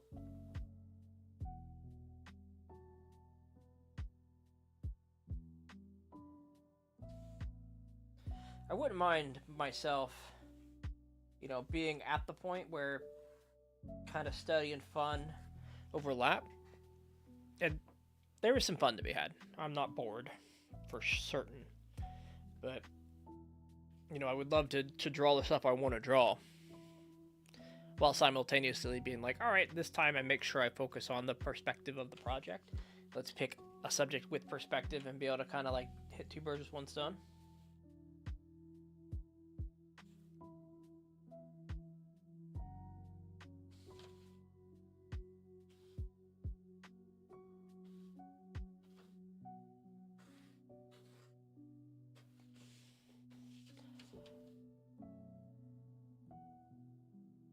But I think I'm probably always going to lean into the study portion a little harder than the fun, just the way I am.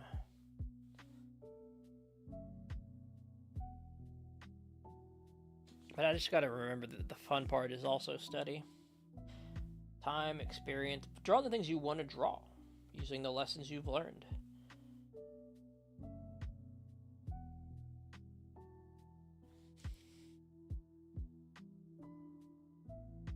It's all for the totality of the experience, right?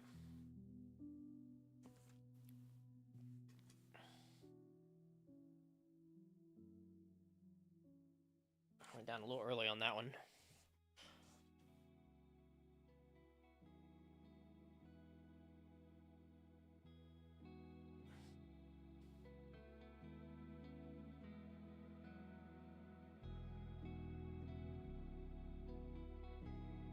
And that's kind of the nice bit, I think, is I feel like I'm traveling on a journey. The destination, it's whatever it is, but we're making progress each of these days. I don't feel like I'm floundering. I do feel like I'm working this stuff out. I feel like I'm approaching the paper, and I'm a little better each day, and that feels nice. That feels nice. What's this message I got over here to the side? Cool.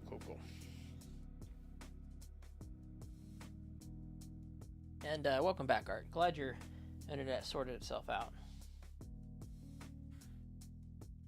I'm kind of putting my upload speed to the test here. We are double streaming. We are multi-streaming. And we're doing such in a way that my computer's doing all the work. Not any kind of restream service. So there's definitely a world where, streaming twice, uploading twice to both Twitch and YouTube, puts a strain that I haven't noticed before. Fortunately, we're not playing any, games. Nothing that takes up processing power. That is usually reserved for these, I feel like I need a direction here that my arm can move. There we go. Move on the paper or on a surface, because my knuckle keeps bumping into the side of the paper that disrupts the circle.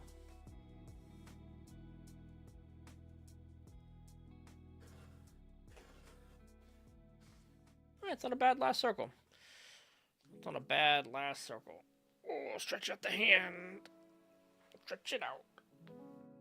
Oh, one more exercise, and I'm going to ignore I did say we'd do those 4 of them, but we're going to just get the last homework assignment done, and then lean into something we want to draw. We haven't found it. I don't have a picture yet, but I'm sure I'll find it. We always do find something. We don't always find something that, we're super into.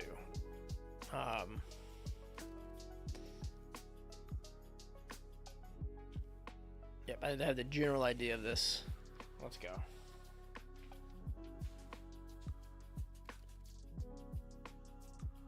He's got about 6 lines on the paper. Let's start with one.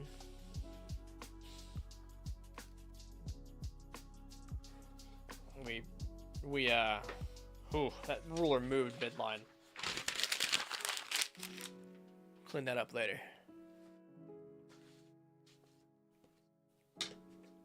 Alright, ruler, stay. You are getting replaced soon anyway. Might be your last show, ruler. Somewhere in the middle.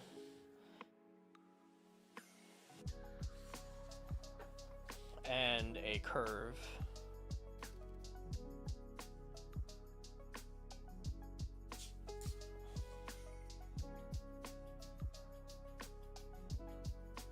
Okay.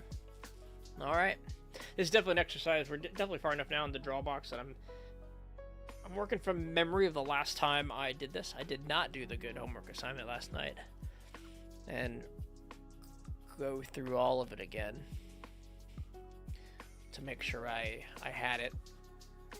That I understood all of the principles. Which is again another reason why I think if I was submitting, I'd redo all this. But that's probably wholly unnecessary. Let's start here. I think there's commentary here about this being a cylinder in 3D space. Like at this angle, with this being the center line and the perspective coming out. And a circle getting like wider. Or a cylinder getting wider or farther away. There's something there. So I might be missing the entire point of the lesson by, you know, skipping it like such.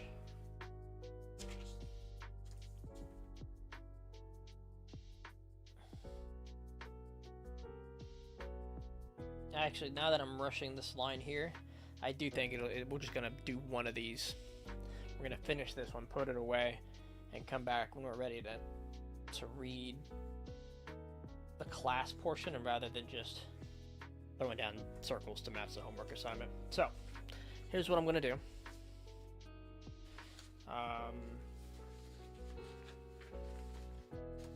We're gonna take a break.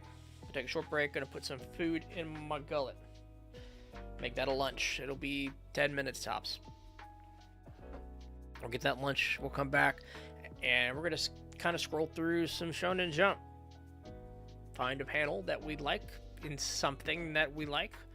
I haven't done any like My Hero Academia yet. I'm sure there's some great stuff in there, as long as I can avoid like the super dark shaded All Might pieces, right? When he's got that like comic book, you know, face where half of it's a shaded black to outline the hard, I just say the angles of his face. Anyway, we'll look early in the manga. We'll see if we can't find something nice, and we'll come back and we'll put some art down, guys. So hey, see y'all then.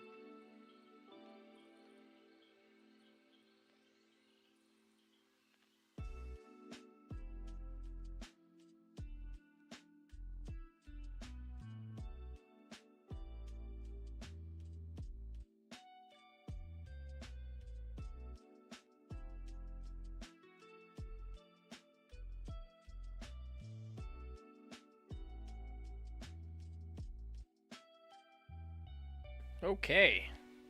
What's up, friends? Oh, we got messages. I've got emails. I've got notifications. I've got a phone. We all have them. How you doing? How are we doing? I don't know if that was quick or not.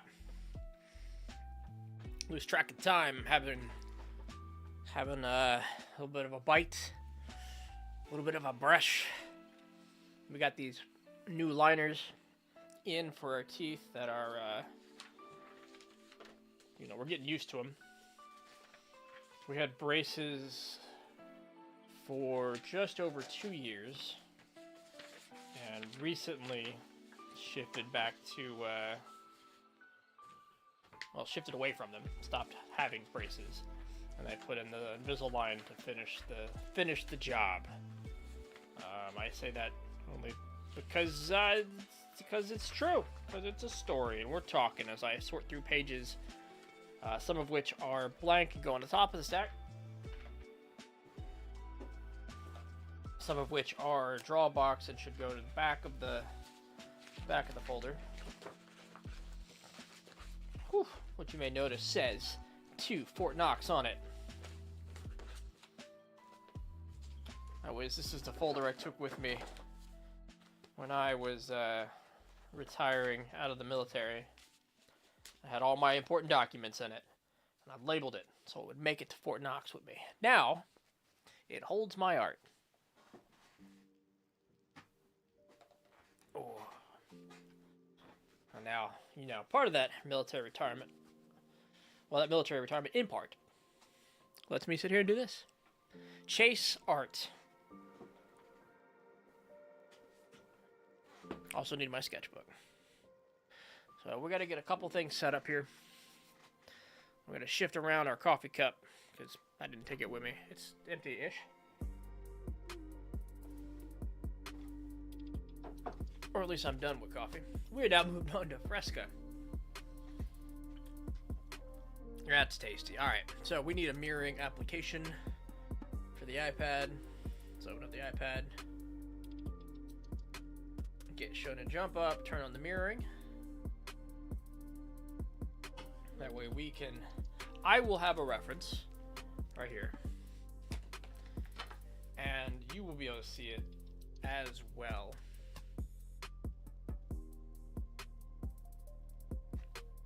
And we can see it right there.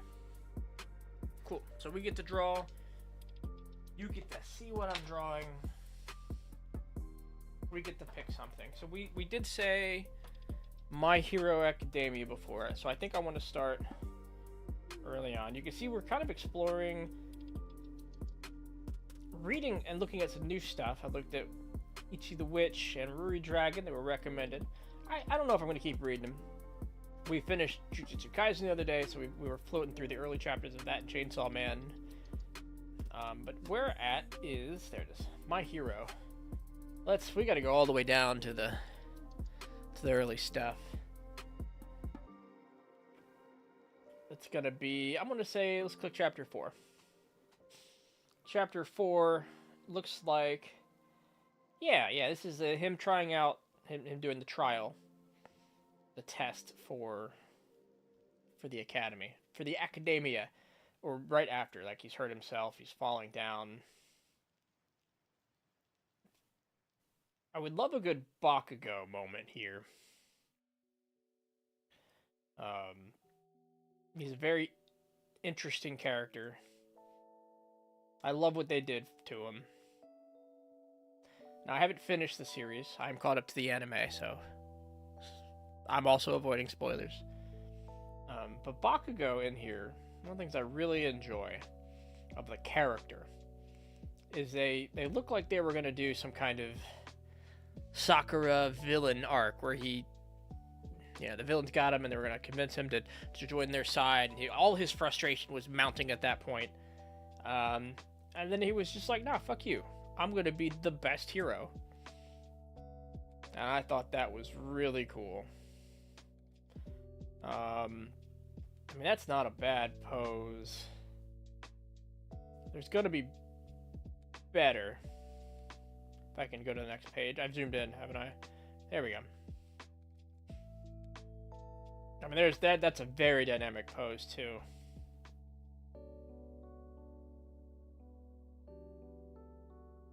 I'm just assuming we get a couple more shots of him to choose from. Otherwise, I'll go back to that last one.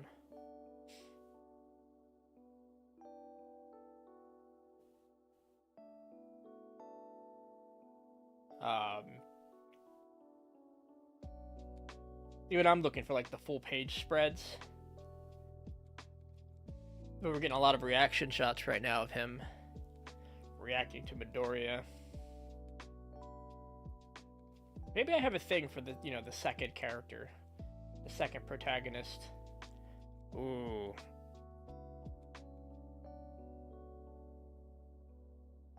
That looks like a challenge. It's also a lot of black.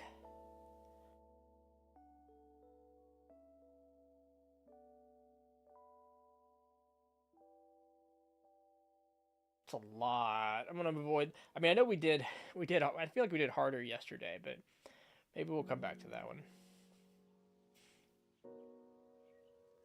They're in their costume. All right, they're about to do a fight. This is actually decent. There are some moments. There's a lot of Bakugo here. There's maybe a lot to choose from. And then I'll, maybe forced to run the art in the costume anyway. Show me that rage. Ooh, teeth. You really got in the detail on the teeth there. Alright, so it looks like we get another chapter. We'll limit ourselves to looking at chapter 10. Oh, that's awesome.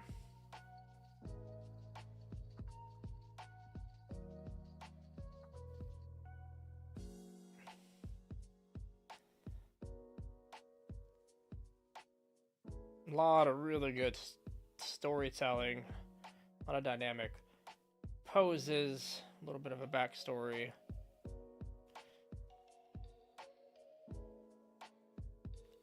I say that's interesting bit of emotion that I don't think I remember in the anime.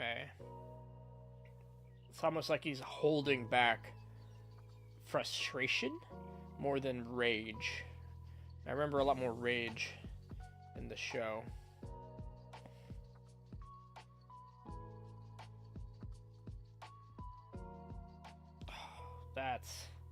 That's a fun panel.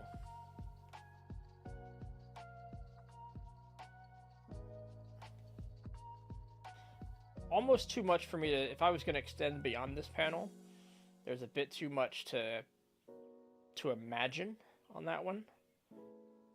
A lot of hand there.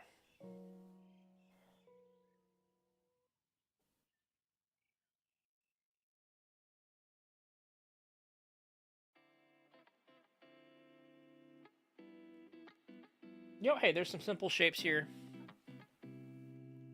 There's some shading, recognizable. I don't know. We're going to be indecisive. We're going to be. Because our indecision has led us to some really awesome panels. Let's go to chapter 11. We said we wouldn't go past 10. Let's go to 11. Oh, wait, that's 10. Let's see 10. Hey, see, that's fine. That's a full body breakdown.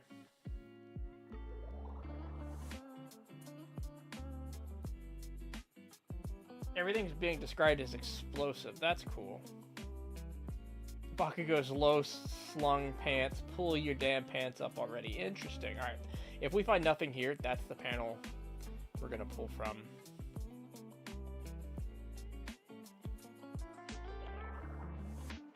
Some great action moments. Some great displays. That's good.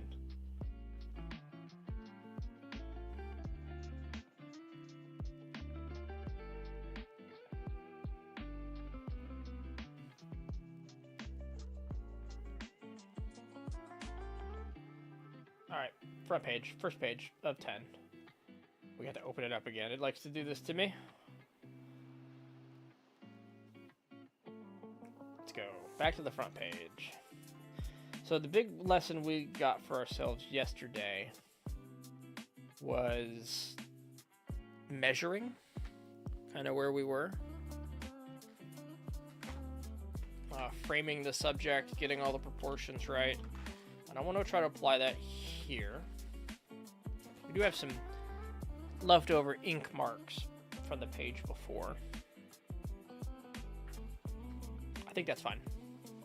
Alright, so last time I drew to scale of the paper. I think I want to do that again. Let's get rid of this damn ink pen. We will ink, maybe ink. Well, maybe ink. I'm going to use the lighter. I've been using a 2.0 mechanical pencil. And I pulled out the 0.9 yesterday, and it felt better. I don't know why I've been using the really thick one, and I've got even thinner ones on here in this bag of mine. It's a nice Christmas gift from the missus.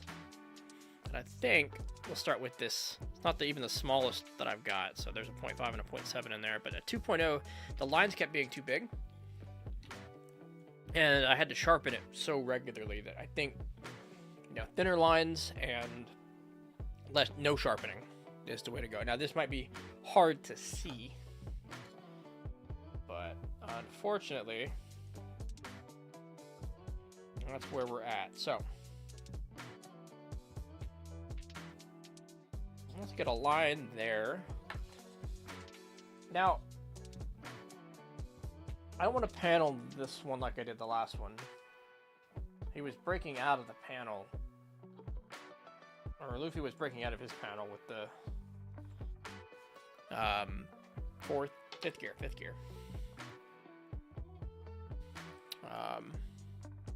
And I felt like that was an important part of the piece.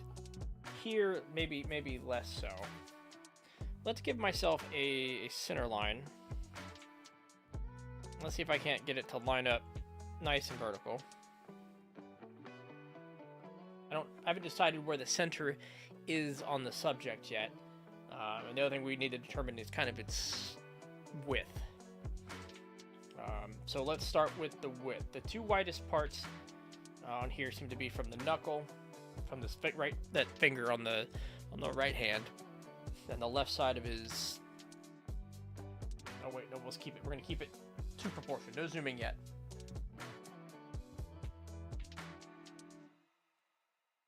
Let's do this in centimeters.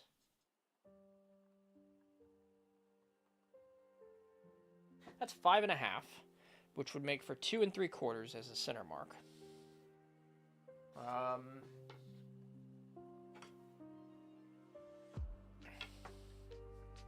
That's not the best tool. I kind of want it to put down a straight line, like a straight horizontal line to make sure, but even the paper itself, you know, the paper is what's not straight at the moment.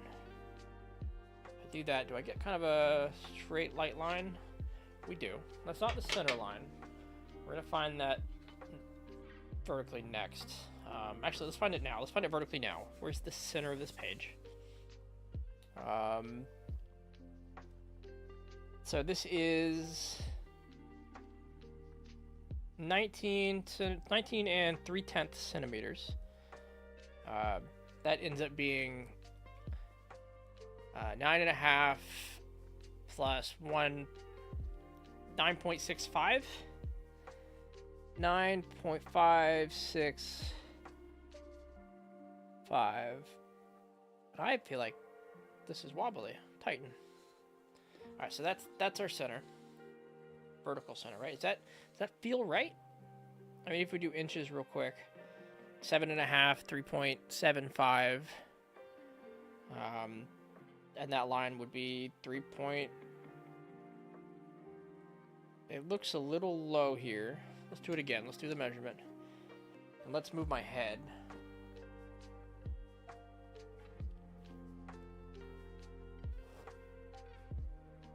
Again, 19, not even a half, 19 and 4/10, which would make it 9 and 7, which I think is even lower. It's actually right about there, so we've kind of gotten the same general area twice. We're going to trust that line. Let's put that horizontal line in.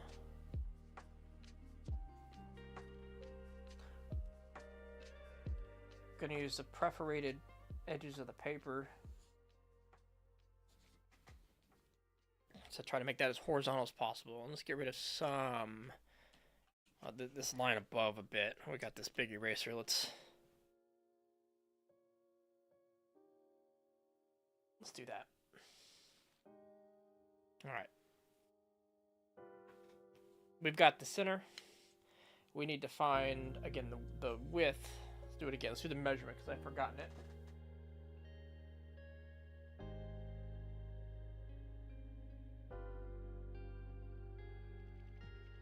It's about 5.5, which is 2.75 on each side.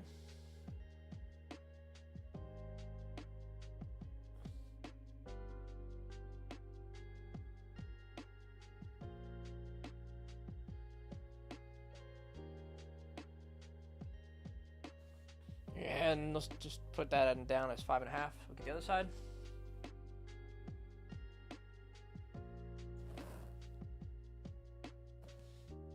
Now, if we were to frame him up to get this lined up perfectly with the page,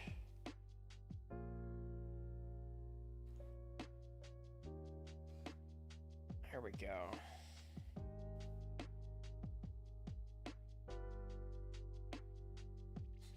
Now that looks like it's coming in, converging a bit on the bottom. I don't know which side is not lined up. Let's see if our good buddy T-Square can do anything about that.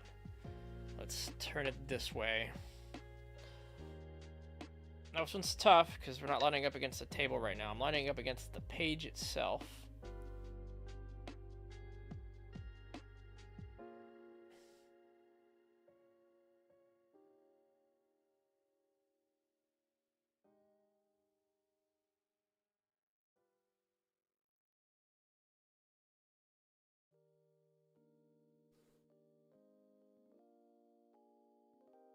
I had to darken that a bit more than I wanted to, but let's do it again. Pushing the page, lining up the mark.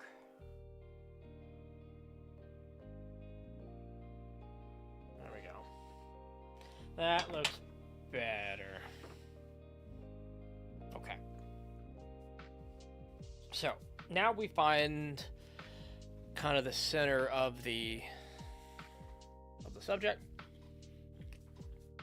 Let's do some plumb lines and kind of see what other angles we can find. So, center of the subject. We said the whole thing's about 19 and a half. And we said that, oh, well, I guess we don't need to, we can actually just hold it up this way. Because we're drawing at the same proportions.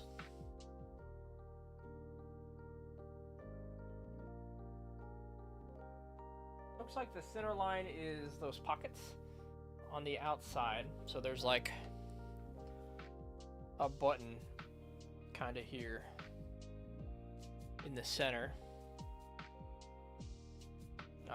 It's got that center line. I guess, you know, we can say the pockets exist, but, you know, kind of where at and at what angle we'll figure out in a second. How about, I guess we could do proportions from head to toe. We can kind of figure out how many inches is his head, torso, and we can line that up vertically. That feels right. Let's try that.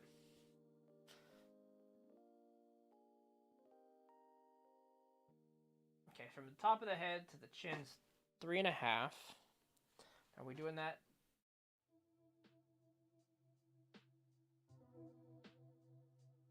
A little more. 3.6.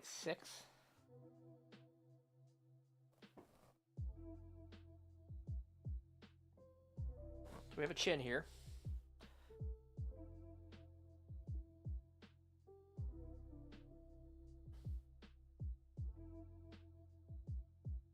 Let's just go ahead and put some of the angles down.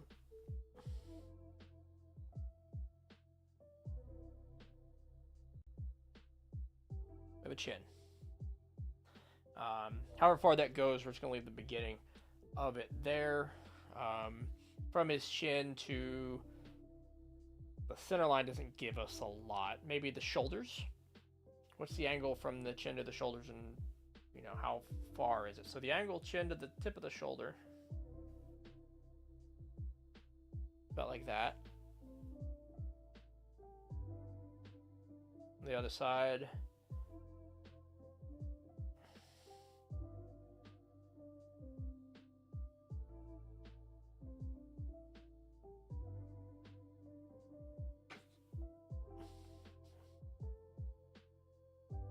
About like that. We're kind of trying to frame this, but that's not the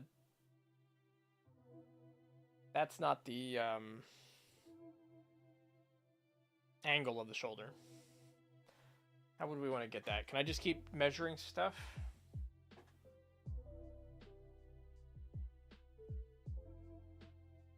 Like it's 1.5 centimeters to the shoulder.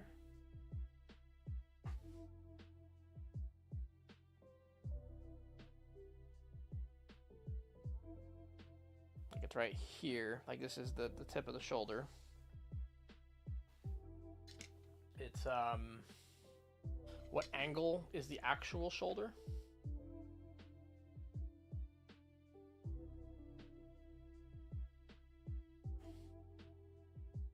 Comes up like this.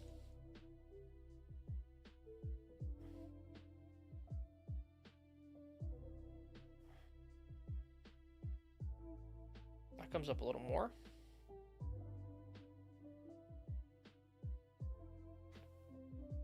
Yeah.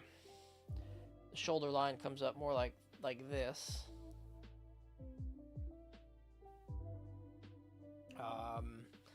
This is the neck, kind of comes in. We're gonna put some guesses down.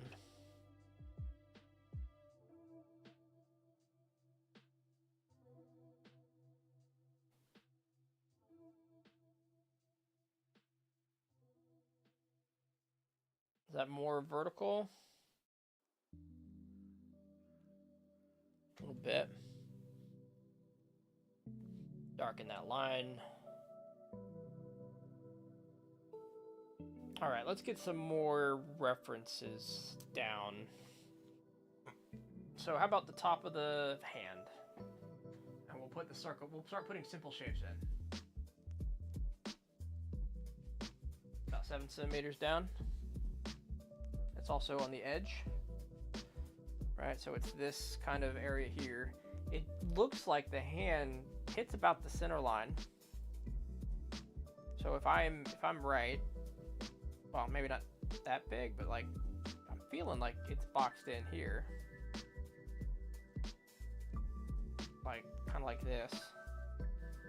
But that would make the hand almost like a little more than 2.5 centimeters that it's not. So my center line is way off.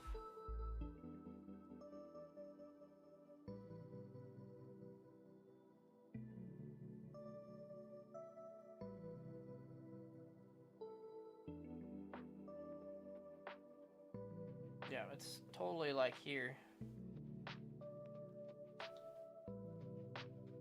Make sure we're not zoomed in at all. I think there was something lost in this horizontal line and this horizontal line that, I guess it's the bottom of his foot. But when I measure the center line here, I get, or when I measure the height here, I get like 19.5. When I measure it over here, I barely get 19, if even that. So in translation, something happened. But that's fine. We're gonna draw a little bit out of proportion then, or no, we bring up the line. Like a whole centimeter.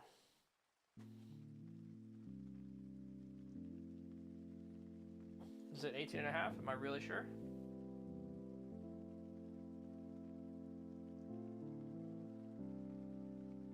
18 3/4. Because we've measured things from the top so far. The only two lines we've really got to redo into being the bottom and the center line.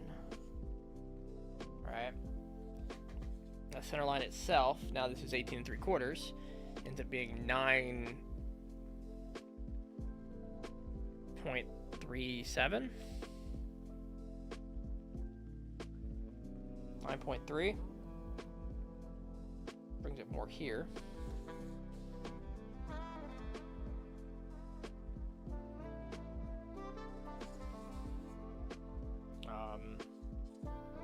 Which if we're measuring down from the top, 9.3 ends up being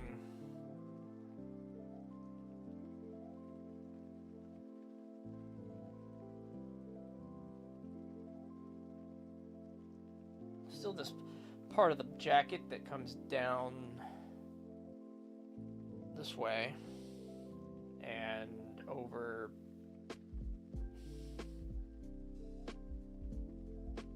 that way. A little shaded dark area, you know, under here. All right, how about the hand? Does the hand feel right? We're just getting, let's say we're just getting some shapes, but we are maybe over relying on the measurements, or under relying. Hard to say. I don't know. We'll kind of envelope this. The hand itself, okay, it comes back here at a line that meets up with the shoulder somehow, somewhere.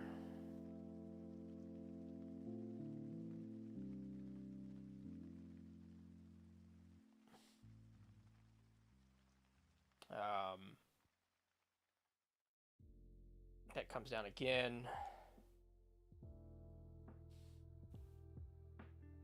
Like at the chest breast pocket. There's some lines, and there's different lines and angles in here that do work. Especially kind of like as we get in.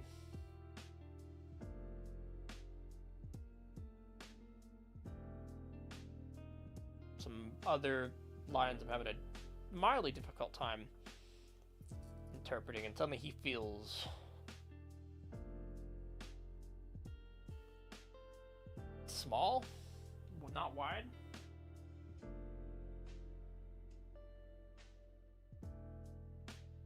Well, the width is about right. I think maybe my hand's just big. Which is kind of where we're basing off the rest of these lines kind of on anyway. So maybe measure the bottom and the top of the line real quick. And then make that circle.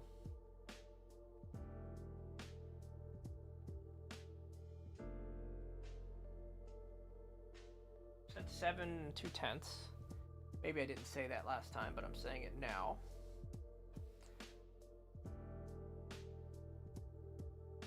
Just here. 5.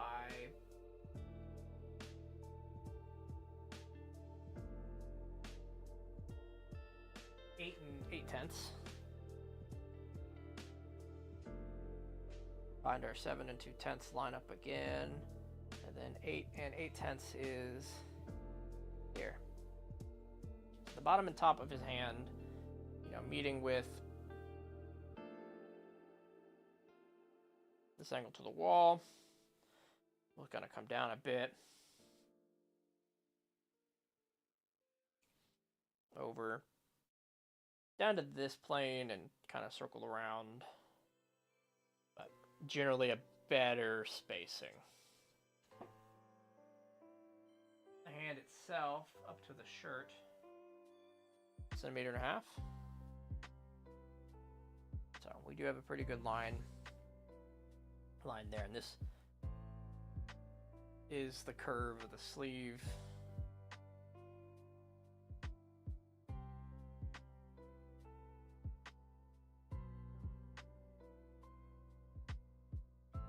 And this disappears into the jacket really quickly.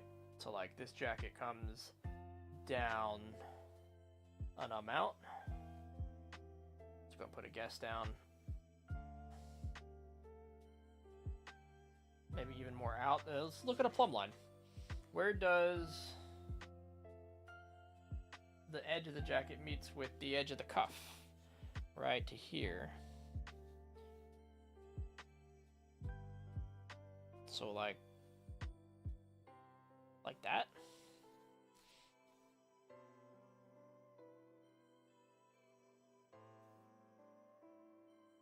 Like it's getting really squished vertically as I kind of sort this out.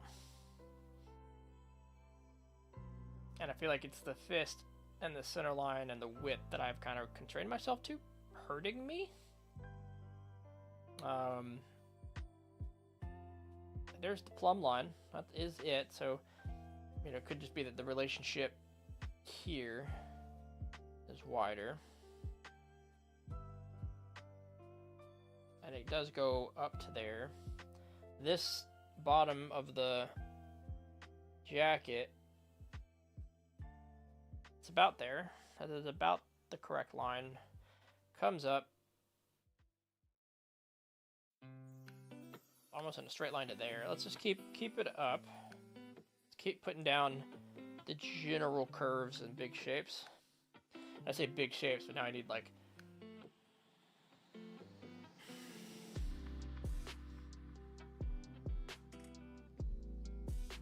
here's part of my problem. I figured it out. These shapes, this is not bad. We say the fist is fine. The chin is not the center of the art piece necessarily. I never figured out the center vertically or horizontally. And I'm going to make this whole thing 5.5 centimeters, and I have.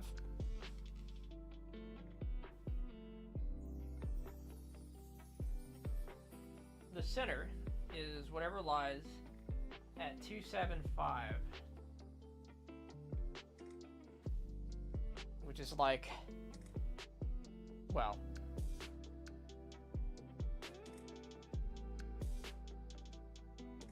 more like that, which makes this whole thing make a lot more sense. It makes this line of the chin is out here. You know, we've got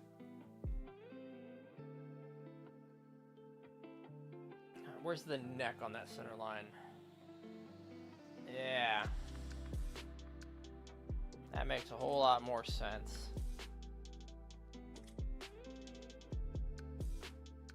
He's off center and I'm a dum-dum.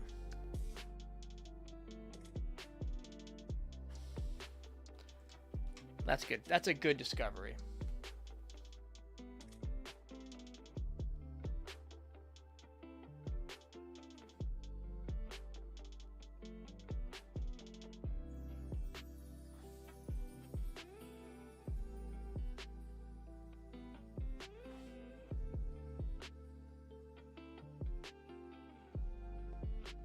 All right, let's continue putting down big shapes.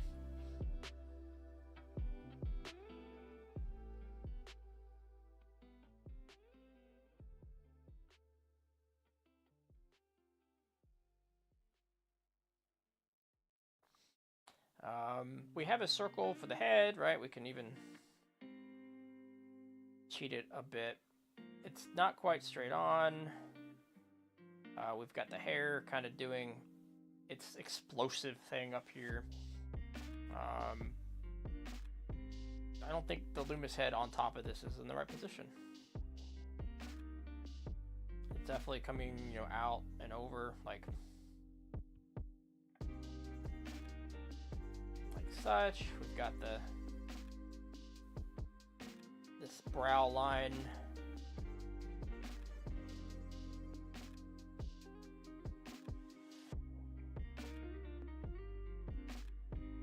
You know, we're getting good lines. We're not getting clean lines. I'm kind of placing everything scratchily at the moment.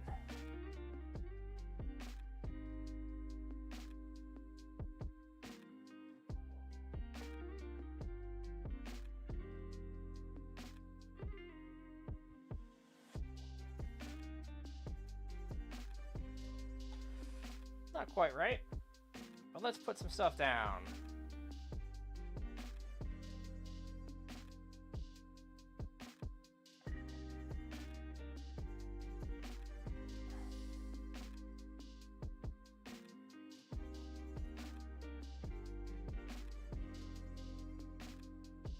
probably small.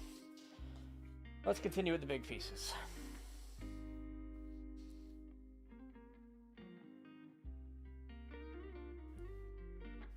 Theoretically, feels tall in the neck. This might be another rough day if we don't. I mean, we're gonna figure this out, right? We're definitely gonna figure this out. We gotta spend the time on it to figure it out. The head is super small.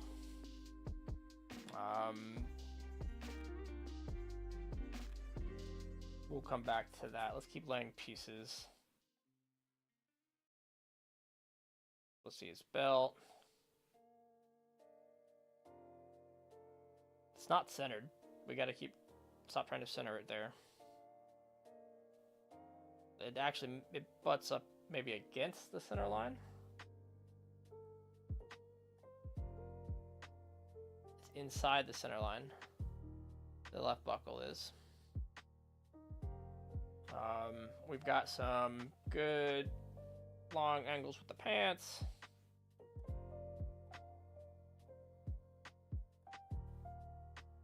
They're big and baggy. And there should be shoes at the bottom.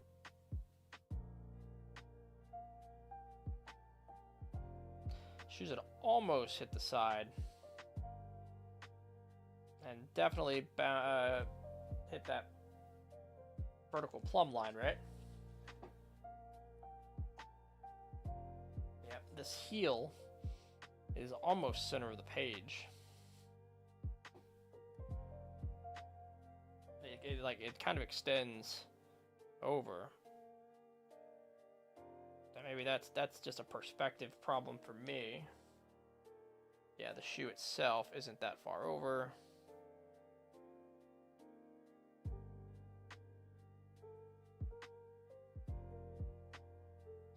And then we get these shapes.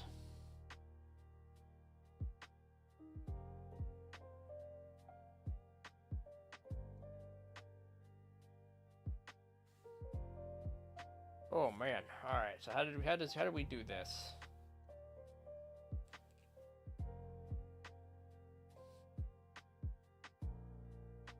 Okay.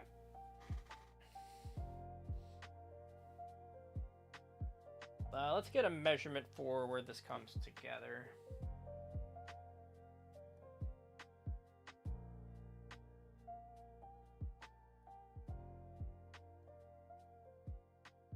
Three and a half from the chin. So even if the face is wrong, the chin is in the right place. And right below the chin, not right below it, almost right below it. And then we have these lines here that come up and around to here.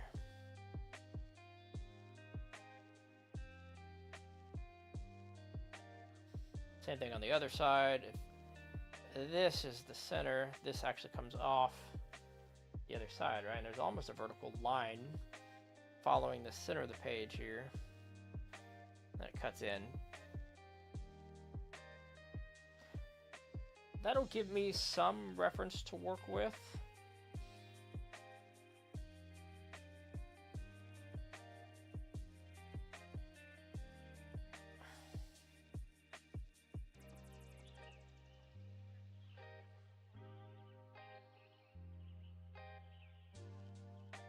And as we put it together, I can maybe start to see the mistakes in the proportions.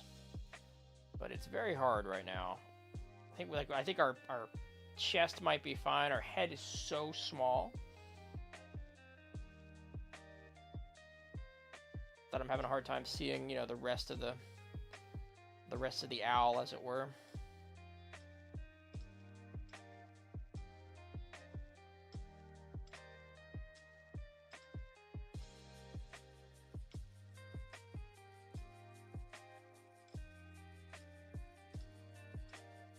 All right, let's see. This comes down. It's loose, it's open. He's got kind of his hand in his pocket, which is something we're not seeing enough of here. We might be, you know, again, too far off to the side. Just break the panel a bit to try to find the right angle, the correct one.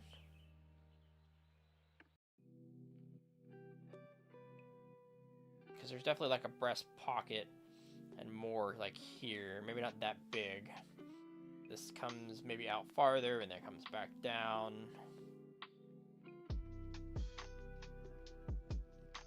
I think, yeah, the belt buckle is definitely bigger.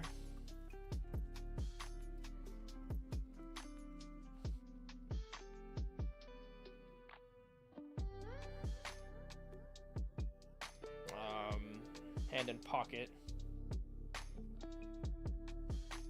kind of ends the thing here.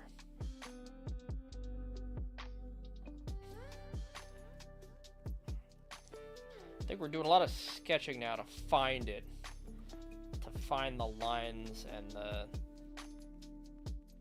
right sizes of things.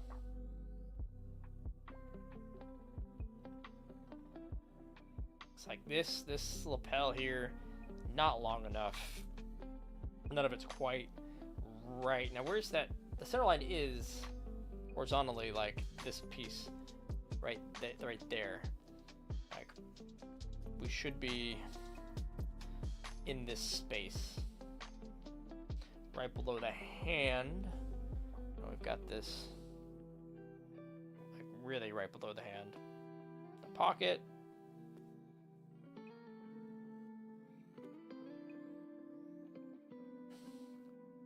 And the other pocket, which we've kind of extended out a bit.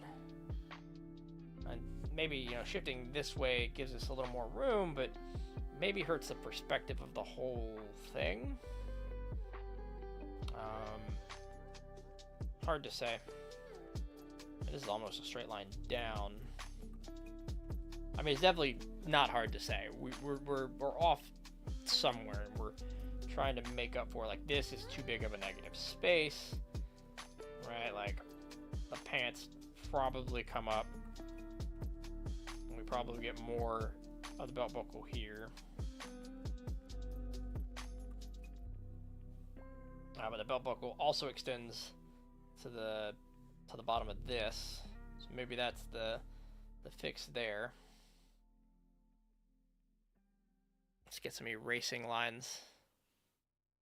Erasing lines? Let's get some eraser on this. Let's really...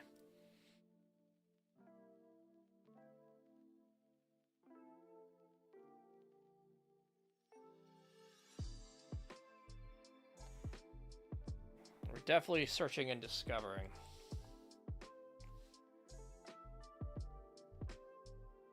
And I've got to, like, turn off the little devil in my head that's saying, you did so good yesterday. You look like garbage today. Well, probably. That's okay. Go away, little devil. That's not compliment fishing.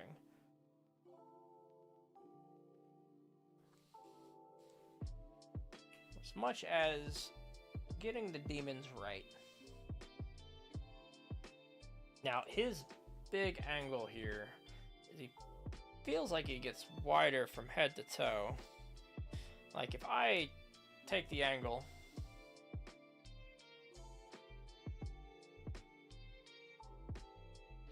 from, like, the left side of his head down, like, I feel like it looks like the foot should be out here.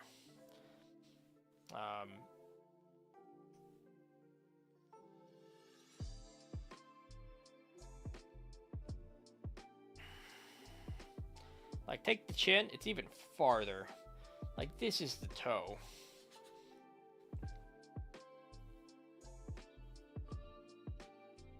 But that's not where the hand is.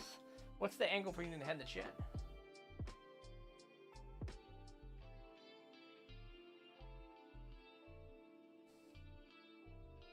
It's actually about correct. The angle between the chin and the farthest point left of the hand, right there, we got decently correct. Let's keep adding some points here. What about the angle between the chin and the corner of the pocket?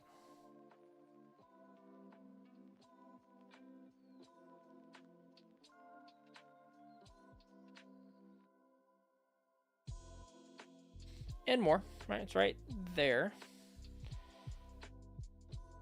Right, so everything could move up a bit. We could.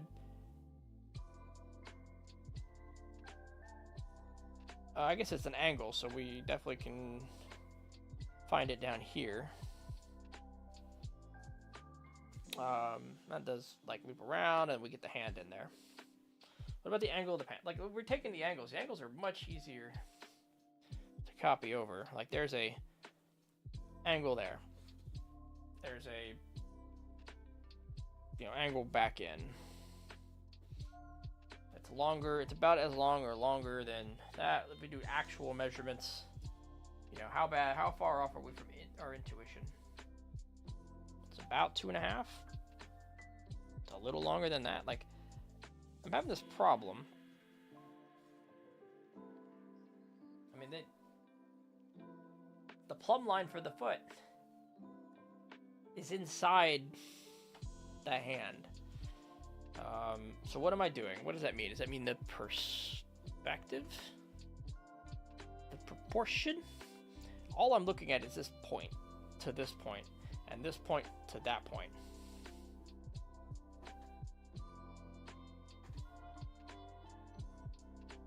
Okay, so it's my taking of the perspective. Proportion. It's my taking of the angle that's wrong. My measuring is having some problems.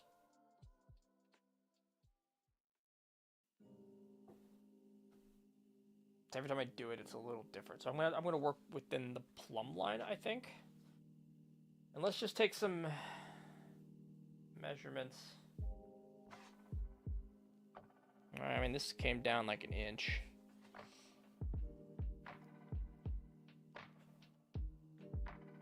Kind of building it in with the lines. We're gonna get some wonderful inaccuracies. Yeah, half a centimeter out a bit. We're testing different measuring techniques. Find the ones that kind of work for me. 9/10. I mean, this one ain't great. There's a lot of angles here that we're probably not getting wonderful. We can look at relation to each other a bit, and we can see that like this pant line and the most inside line, like right here, come together before we get the foot.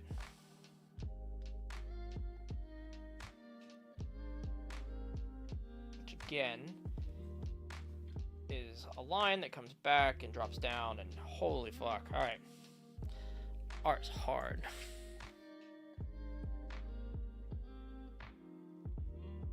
That's just the contour. Oh no, eraser. That's the carpet. That's where lots of fuzz is, and you're gonna be all fuzzy. There we go. Let's knead that out.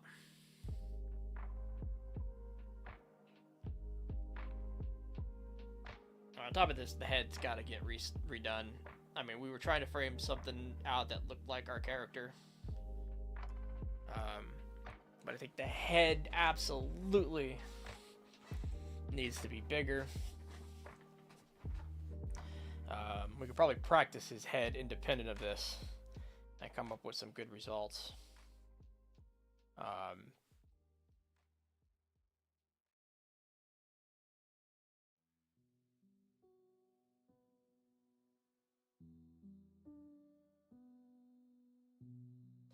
Maybe piece together kind of these lines here and find a better home for this stuff, because we get this arm that's mostly hanging flat.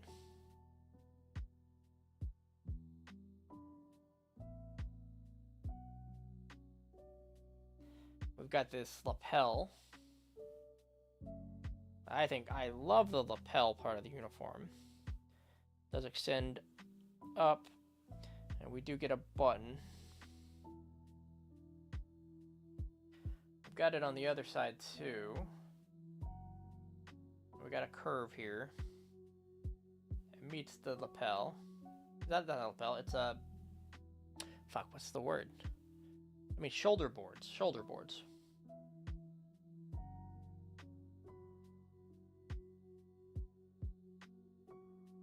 Get a button in there. I mean, I think if we could figure out some of these lines, I don't mind doing a lot of them in the ink.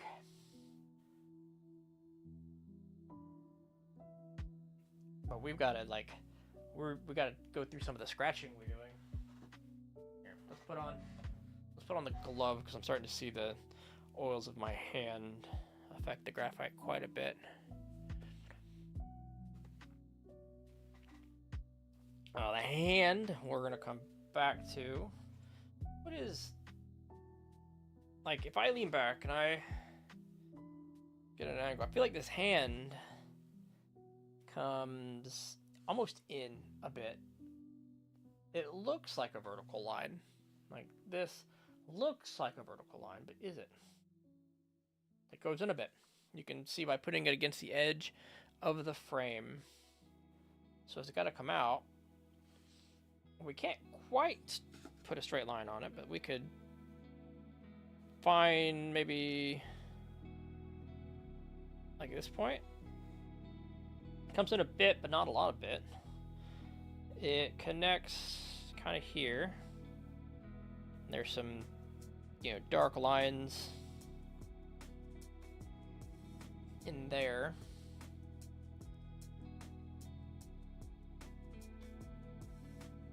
The belt continues, but then there's the hand.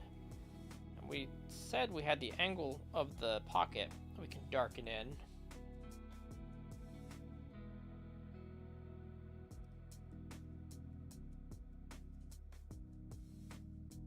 We're kind of zoomed in, so I got to remember that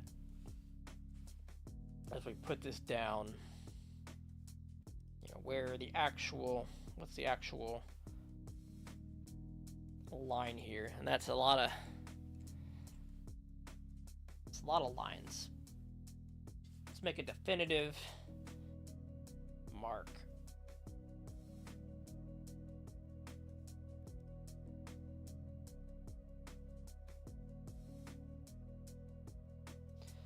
We got more of the belt, kind of bringing that in, and I'm seeing the proportions of the body kind of make their way onto the paper, and that's nice. As we do this, it's happening. Kind of want to give it a once over with an eraser. It feels that rough. This belt buckle comes down. And you actually see the belt. You've got like the cylinder of the belt, the loop. There's a lot there. There's a lot of detail really there. Like, looks like a fucking belt. And all those lines I thought were in here, just one set of lines for the shirt. There's some shading off to the side, but let's get rid of these here. Give ourselves one thick line.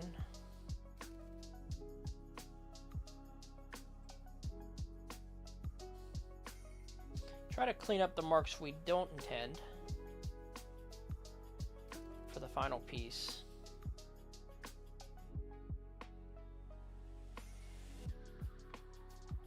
And put some more committal lines down.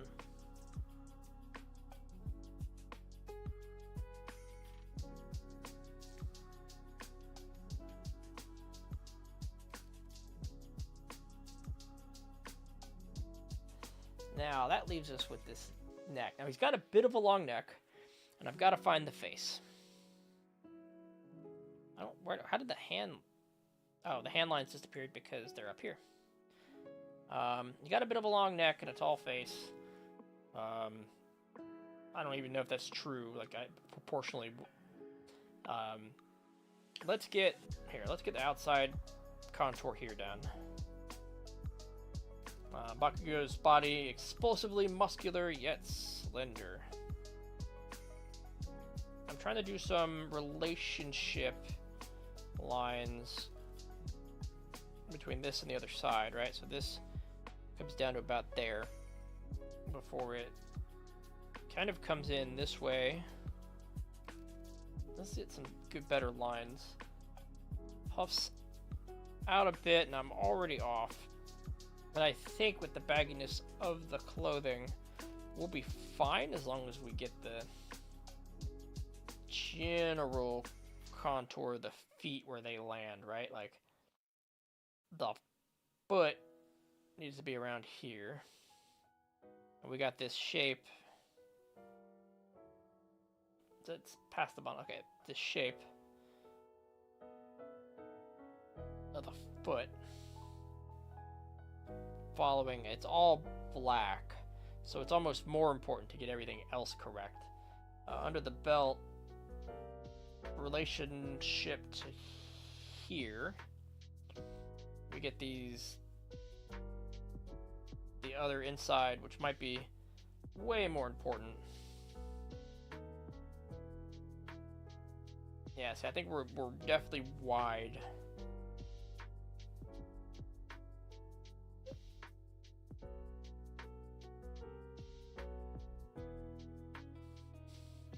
With the both sides of this. And we can bring it in bits. Maybe shave it down.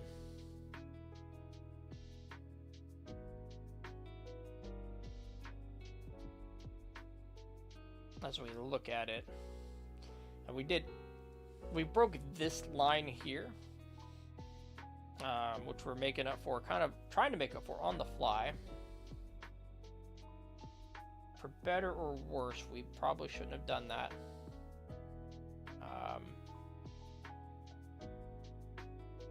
For better or worse. Maybe probably worse.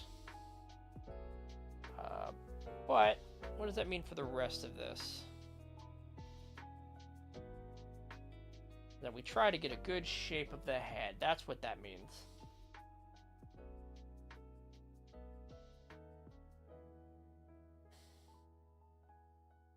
And it's not going to feel right until we put it down and look at it, and then take it off and put it down and look at it. So let's do that.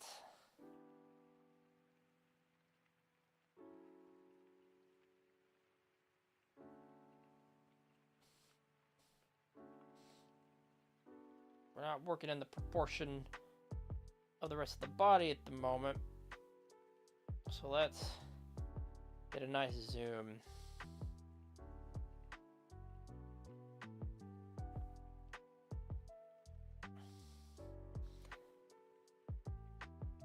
So we at least get the face down in relation to the rest of the face.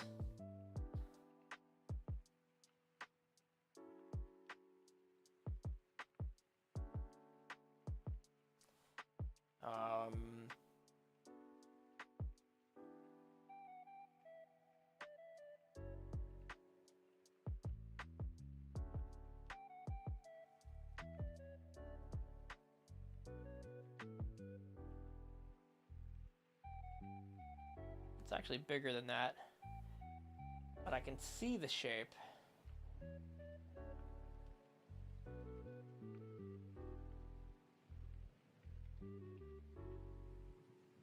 Maybe coming out.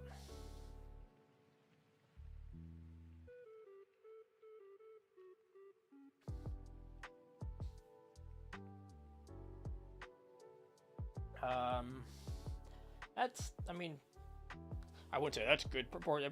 We're seeing a shape, but we got some work to do. This line here isn't, it's like that. This chin here, there is a curve to it. More curve than a line. Not that much curve, not that much line. More, and it'll extend all the way to this point here. This line of the mouth that we've got going. Now this here, less up and down, more in, more curve here.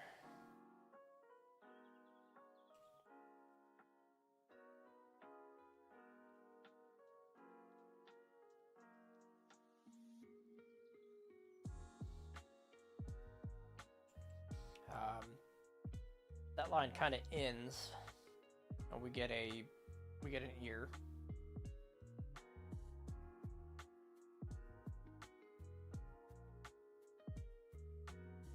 The ear doesn't even come up to the top of the, just above the top of the mouth, right below the nose from this angle, so we get more of that. There's a lot of hair. We get mostly vertical line right here. And the other ear follows this general location to come out, I mean, behind some hair, but also not quite a vertical line, connecting to that portion of the face.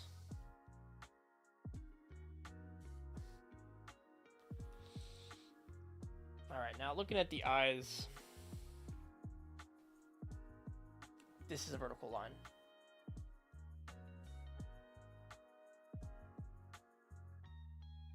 That's not as much of a slant as we've given it.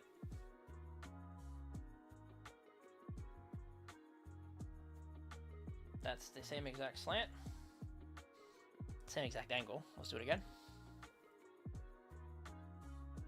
Do it again. Control Z.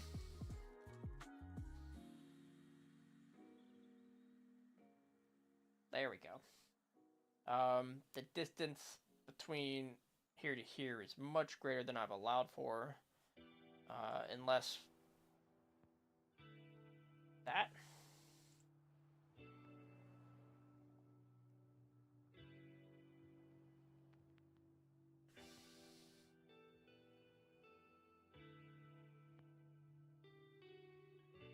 I think before we got to put the pupil in. So see if I get the right angle. Can we put in like teeth?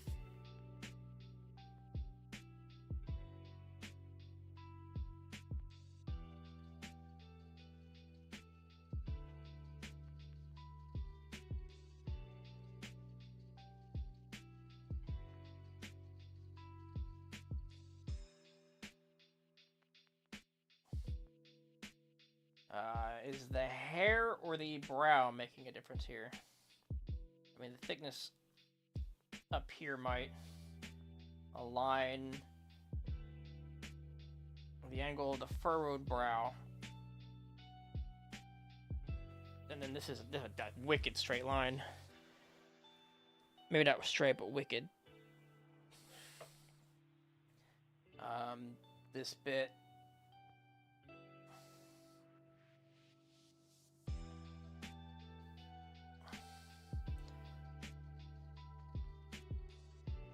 All right, let's say that we want to add hair, and it is this like very pointy, very explosive, very important part of what he is. We did this a bit with the Ichigo the other day, and the hard bit I have is getting all the pointy bits in the right place. We're probably also in the side of the face there and come off of it. What I want to do is hastily like spike this out, but these lines are just as important, if not more important, to the character than anything we've done. Yeah, we spent a lot of time sketching out the clothing. We can't like rush the one of the defining characteristics.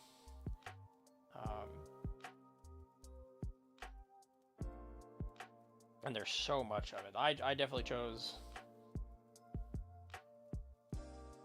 a subject, one of the most subjects of all time, as they say. Getting this right my first time. Oh yeah, that face is something. this is the line. I saw a new line, which means the teeth probably come out too. Like, yeah, not crazy. Because the face doesn't look right, and I want to keep at this like edit process until I think I have like defined and found everything. So like this feels like it comes up more, and it comes maybe out more and then straight line. He's got a very distinctive scowl. Now, maybe we look at some plumb lines. Maybe what we're missing is the plumb line, you know, getting the right verticals of things lined up. Definitely proportions.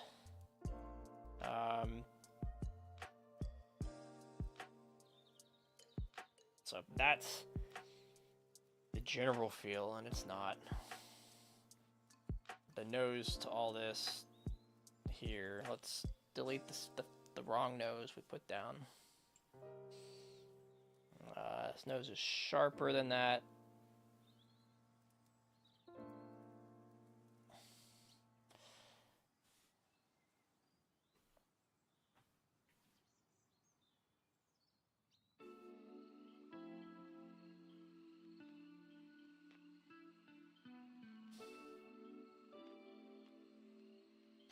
Oh.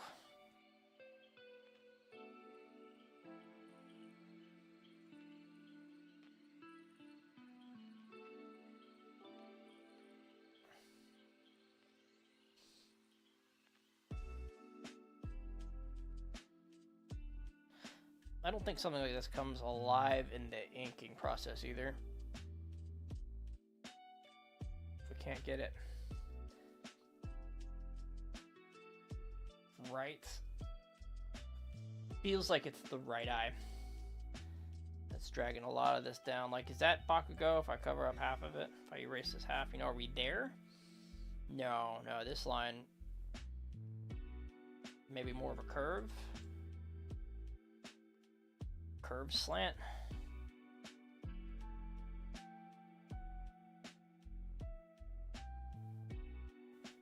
Comes out farther on this side. An eye study on him would be great.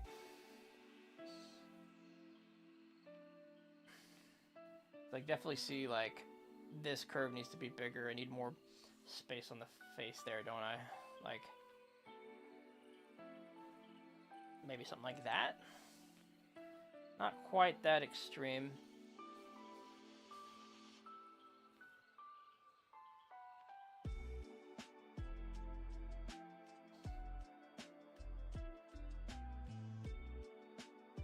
I think the whole thing maybe too short.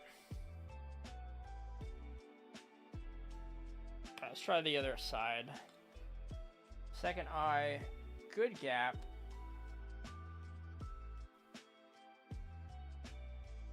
Let's get that corner out of the mouth. Let's see if we can erase the teeth out.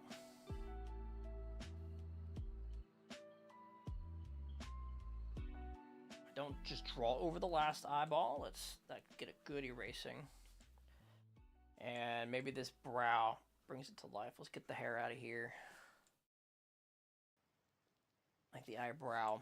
Maybe that's doing some of this heavy lifting.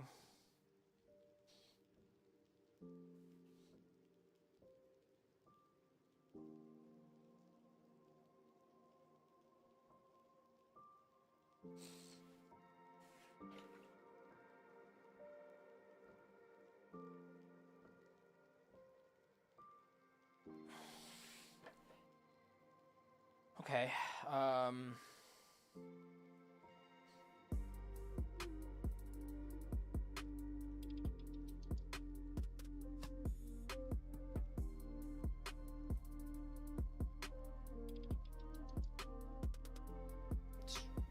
trying to find angles.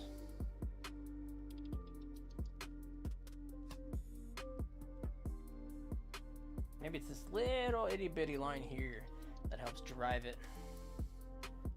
Because it's definitely maybe bigger. We've got this like big curve on this side. This is just about straight to the end of the paper. And then circle. And you can see that this kind of follows the shape. Maybe, what is the angle between the eyes and the mouth? Mouth comes out a little bit.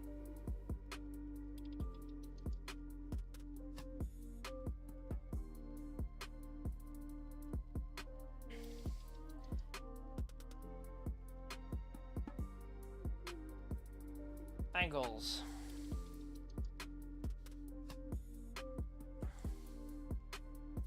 Cleaning up angles.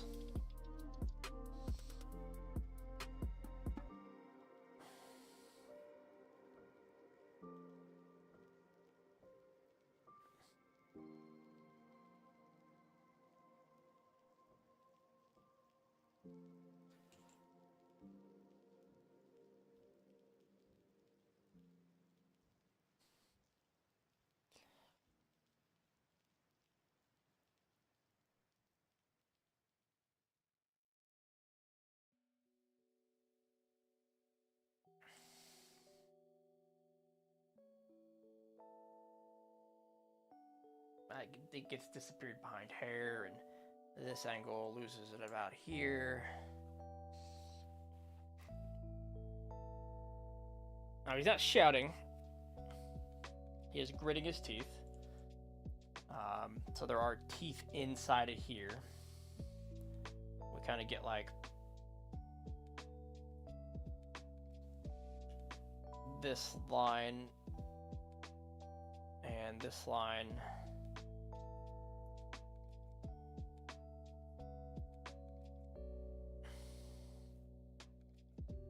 And back here just a bit.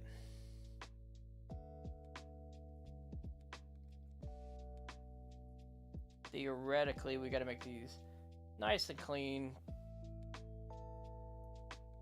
More teeth there, more teeth lines.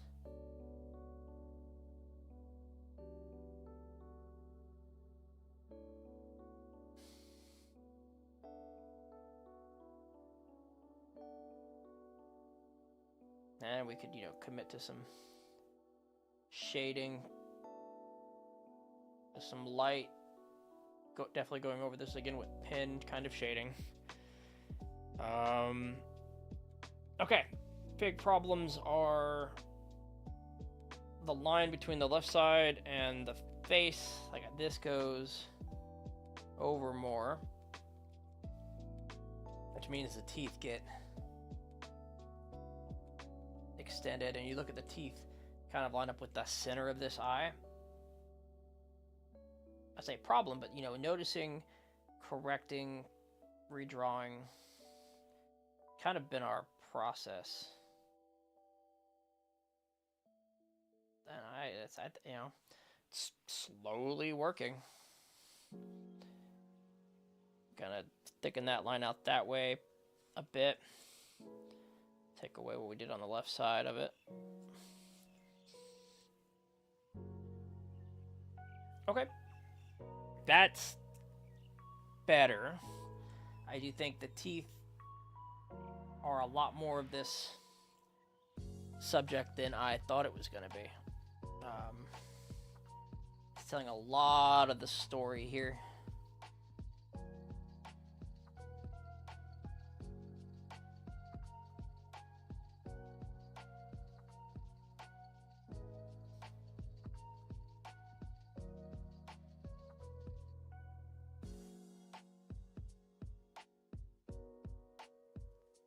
Now, way too much gums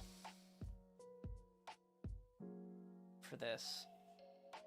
It feels like the mouth shape is right and the teeth shape is still a bit much. We need more curvature in the teeth. we gotta get this line straight again. Kept moving it up. But it needs to come to right about there, so we need that. Followed by a rounding. I think the outline's fine. And it's the teeth on the inside. That's got to have a curvature on the top. It's actually coming at it from an angle like this.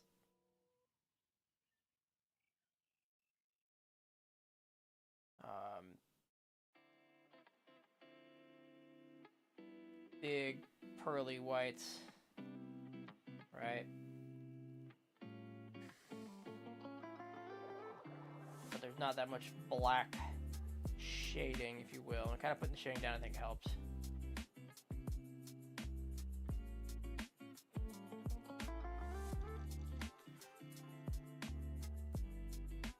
And the last bit, I think we curved that last tooth.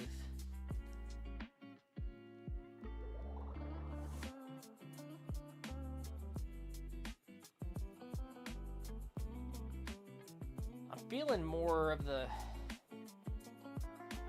this curve because this is not nearly as lopsided as I think it needs to be. This is definitely a more to the left expression.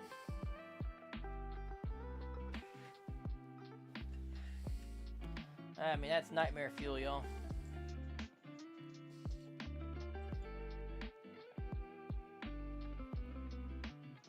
This might even just be a problem with the whole tilt of the head. It's not quite right with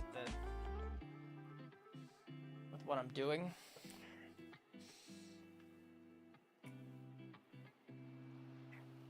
But here's what we haven't said a while. Let's move on. Let's move on. Let's put the hair down, which I think is like one of the hardest parts of this we're gonna have to do. Hey, Nazio, we are drawing a Bakugo. In fact, good moment to make me like stop and take a break and stretch out. Oh, we've had so much trouble getting this like just right. And I don't even want to necessarily talk about the pants. We have spent so much time getting it close. I feel pretty good about kind of what's up here, and we're starting to see a face peel together. And a lot of my art last couple days has really been about like draw a little bit, erase, draw a little bit, erase. Working a bit on observation, a lot of bit on observation. We've made some mistakes actually here while we're thinking about it. This line too long. We're trying to use plumb lines. We're trying to frame. Trying to observe. Oh, this piece of we done, or did I break the mechanical? Did we use a hole? Oh, there it is. All right, so we just broke the lead a bit. I need to put this somewhere I can throw it away, but my trash can is all the way over there, friends. Let's go. All right. You know, because we're doing fine. I wouldn't say these pants need to be perfect, because we're not going to get them perfect. Just like the clouds behind Luffy, right? We've got some flexibility in what we put down. More important that it feels right at the end.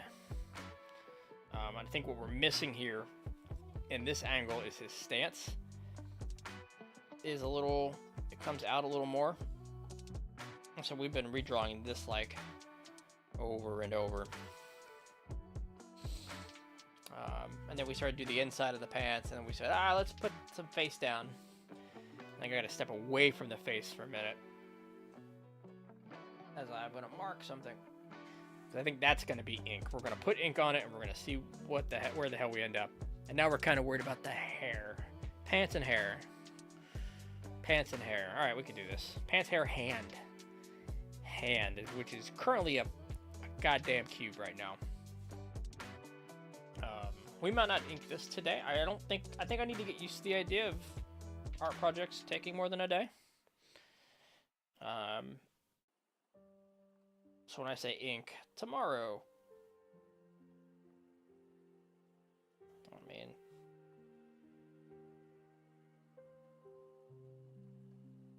not tomorrow. I'm traveling. I'm not gonna be able to touch this for like a week if we put it down. I guess, entirely fine. Alright, hair. So, we got the glove on now because the ink was starting to, not the ink, the graphite, we're starting to lose some of it. Now we've got the hair, which is tough. Can I generally just do a circle around his head to kind of get an idea of where it's gonna land? Because we have like definitive bits, right? How much bigger if I measure? So from chin to top of nose to top, it's the distance of the hair is more than this. So that is currently like an inch, so like less than an inch. So we should definitely take the hair up to like here. Side to side, if this is 4 inches on our current perspective, oh no! Alright, so now if it's 4 inches on our current perspective from side to side, the head is 2. Theoretically, whatever the width of the head is here, did I go ear to ear? Let's go ear to ear.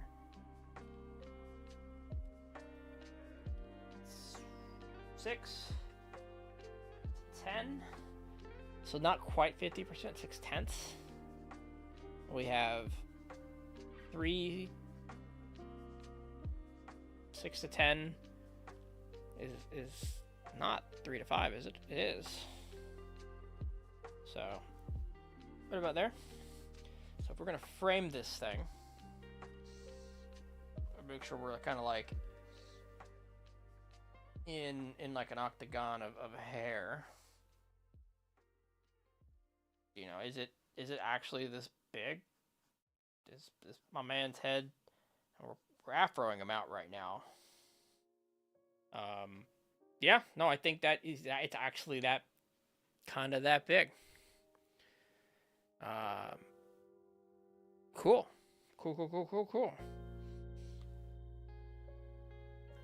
So this is definitely a thing we're not going to be able to copy well.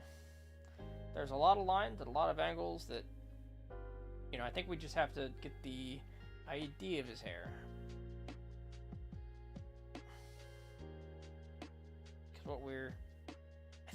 Because there's got to be an easy way to kind of get the flow in the right places. So like, for example, hair is flowing like this here. All right, I'm going way past the point, so maybe we use the box we set for ourselves.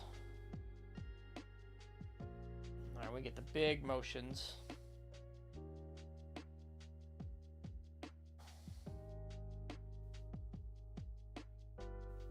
I never noticed that his hair was... I wouldn't have used the word explosive until I saw it used for me. So like the circular shape almost fits. He's still got some of these curved lines, like these are intentional lines, but I'm gonna save, I think, a lot of that for the ink. That's supposed to be the tallest point of the head, like right here. So like if we let that be the tallest point, we have to bring some other things kind of in. Let's keep going over here. Let's come from a different angle.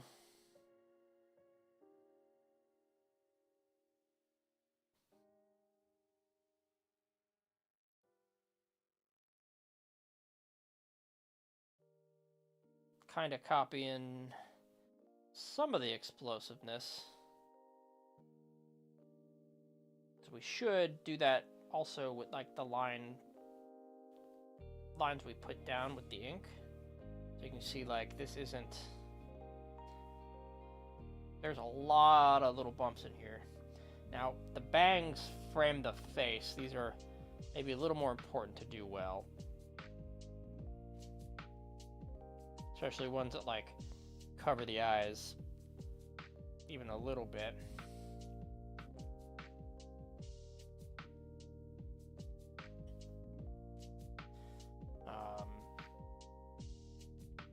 Gotta come up enough, though.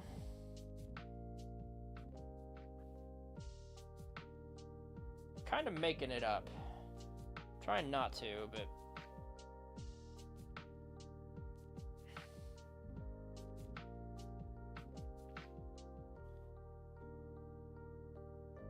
Of course, we've got this dual brow thing here that we got when it comes down. This is too thick and too much kind of going on here. But they're very distinct what's happening on the head. And that is a kind of a sweeping brow. And then one that comes in from the side of that. Oh, did we break? I feel like we just broke another piece. Oh, fragile. And then like another thick one that comes out.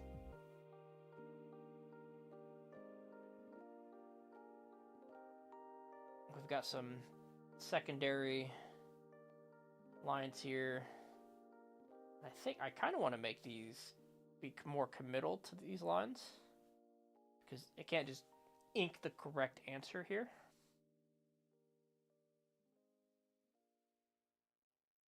I guess I could try to ink the correct answer.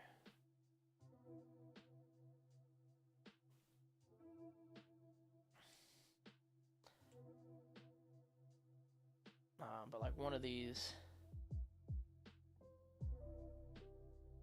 needs to change.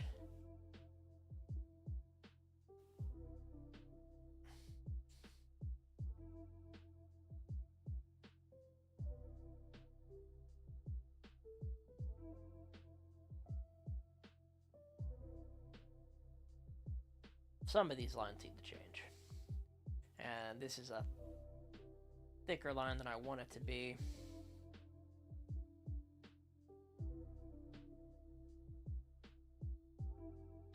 And that's, again, when we get to ink, like we did last time, that's gonna create its own problems. We're gonna have to find some of these lines live. Some of this explosiveness, you know.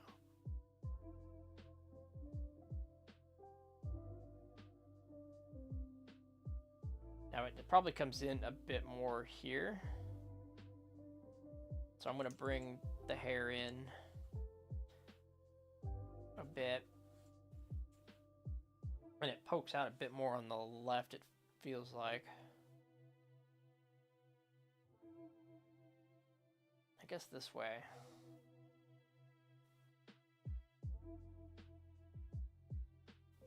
I'm gonna make myself find those lines live while I ink. He's got this shadow. He's doing these ears a little different than I've been doing with like One Piece. That line comes all the way up. And I think with good shading on the neck, like, I'm seeing the picture.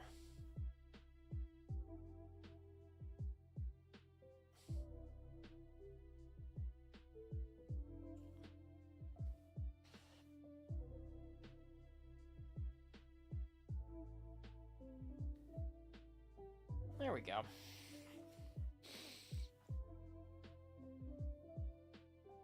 Got some problems, but I recognize the character. That's important. All right. Worst of it's this bit of hair here. I think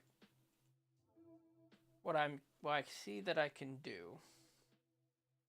First, let's erase it enough that like we don't end up tracing what's there, which is tough.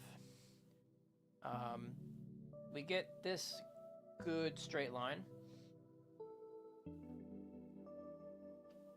And I think we go over again so that we can then sweep and then more rightfully, because this is a dominant piece here, comes down and up. I want to separate those two a lot more.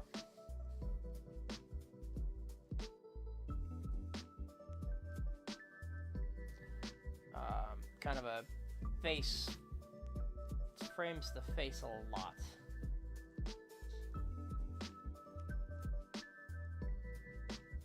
And then of course there's some hair here and some shadows. We'll hit those live when we ink.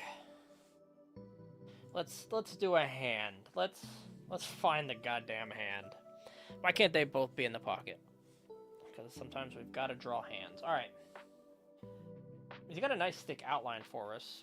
That's nice. I won't be too critical of myself here, because we're going to start by feeling it out.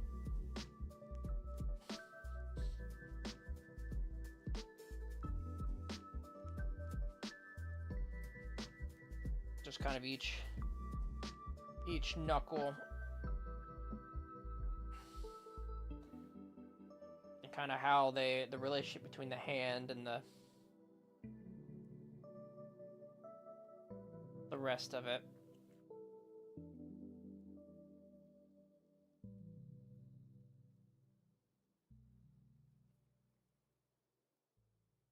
It's very circular. So I definitely got like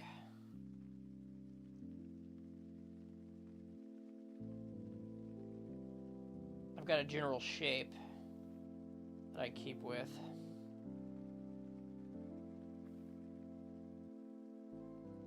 I think part of the success will be these inside lines though, not the shape of the fingers. We can kind of come back over them too and kind of see where they come in. So this hits the coat.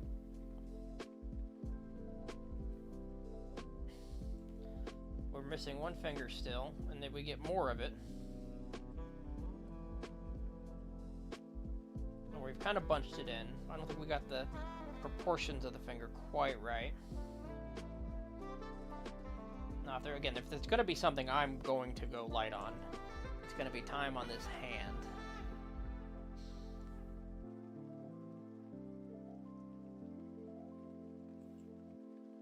Because realistically, that's what I've already got down. I'm happy with. The relationship between this line and that line, kind of there, gives us a palm. He's got the knuckle. The final finger comes up here.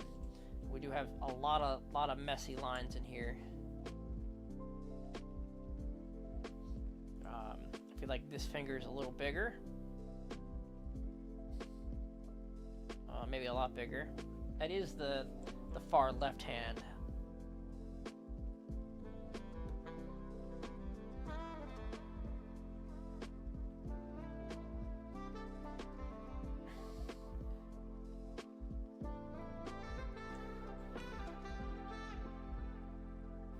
And then the last bit of the palm is kind of here. And then it's the jacket, which kind of comes in and down. And we got all these lines to help us give that depth and thickness in the right places.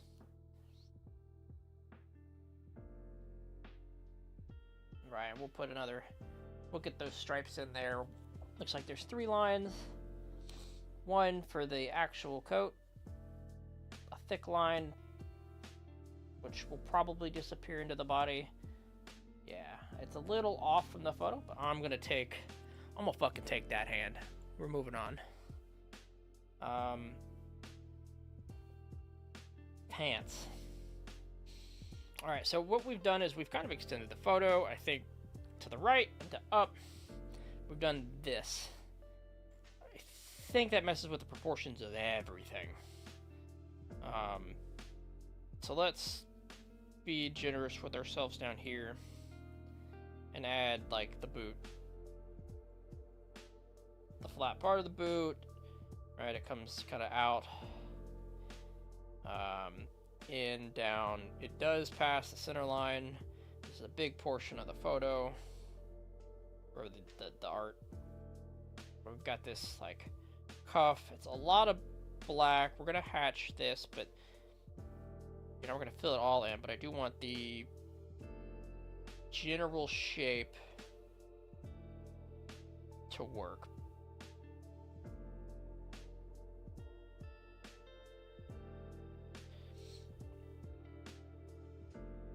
It's a nice cylindrical shape for the boot, and we do have a nice like contour bit that goes up. All right, let's erase some lines because we're searching and we can't see it if we can't see it.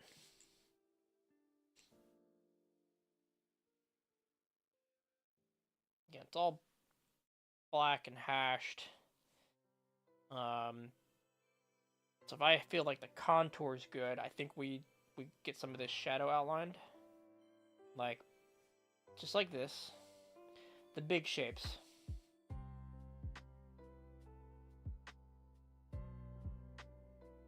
So I can come at it again.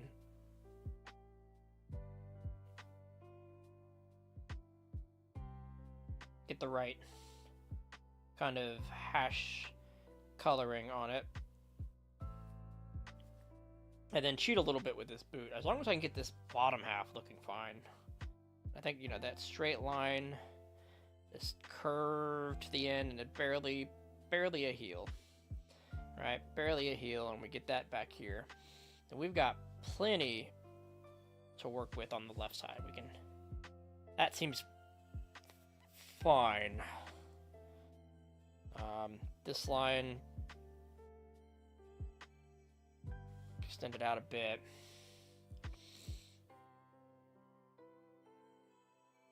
I think we come here.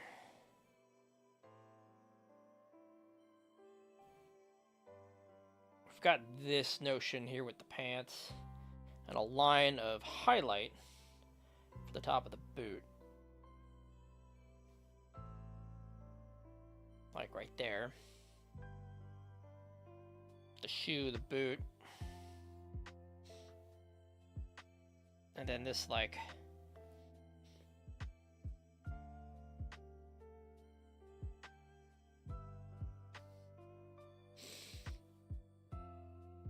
I think the only thing we're really missing is this width that comes in and out here. Like it's a bit narrow. It actually comes up over the boot. That's what I'm missing.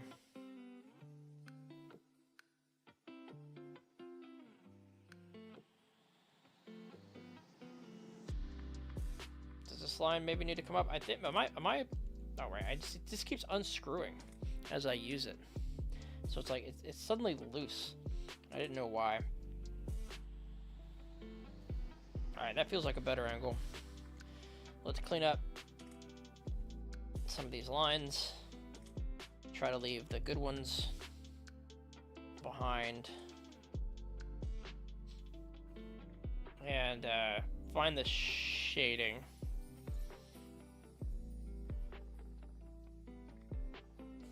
Of the right side. So this line here is a shadow. Kind of comes in just a bit, not that far.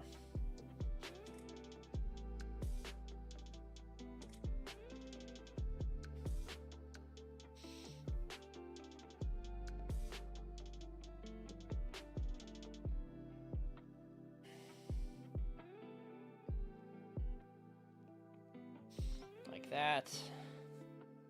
And then again, this part of the boot here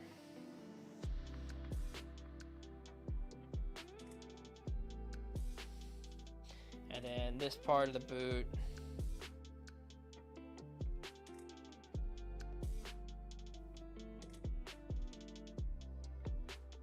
There.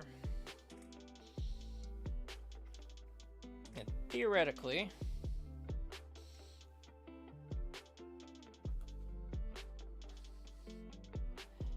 I mean, it's this part that feels rough. There's a lot more boot here than I'm giving it credit for, or too much that I am giving it credit for. But let me take a step back. What's this angle right here?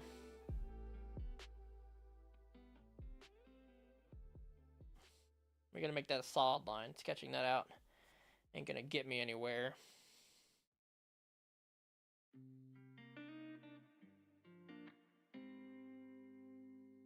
And that's all black. So we'll get some time with that. Color that in. Do we have the contour though? Don't skip the contour. Like, these scratches are not the ink lines. They're not helpful.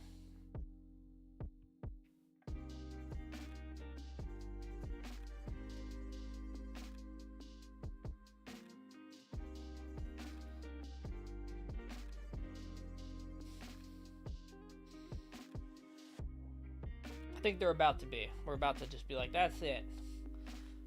Alright, let's look. I'm happy enough with the one on the right.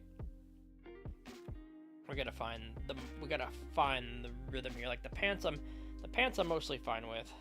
So they come down, and there's actually only two lines here that matter, and it's this line, and like it disappears. Alright, doesn't matter, it disappears. There's no shading going on over here. Yeah, the shading kind of stops. The lighter hatches are going to be, you know, in here. The shapes that matter are, you know, at this angle, at this angle, and this like cylinder-like front of the boot, which gives us this itty bitty boot-like shape. Comes down, actually comes out and down, down and then out and then down. Sort of flat till it's not.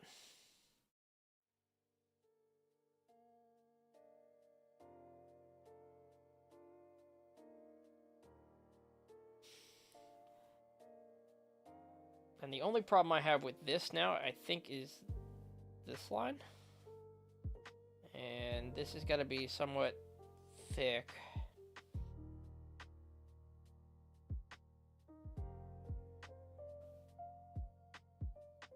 I say the only problem. There's lots of problems. We're trying to get to close enough at this point. And I think we're there. I think we're there. Let's take a picture. Let's take a fucking picture. Now I do want to put ink to this, because I've been putting ink to everything. I was gonna maybe call it a little early today, but you know, as soon as we found a stopping point, and this ain't it. This ain't it. And there's lots here to change and to do, and that could be better. I do believe that for real. But at some point, I need to finish a piece, and I think the timer, you know, this having a stream time is nice to do this with. So let's stretch out a bit.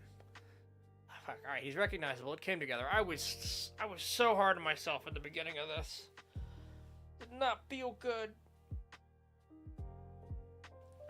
And there's problems. There's proportion issues. It doesn't. Like, this is maybe too far in. His arm maybe comes out more. The head's not quite the right shape.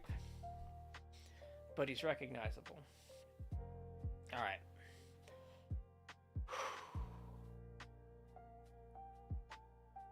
Let's not ink the important bit right away. Let's get some practice down on the rest of the bits.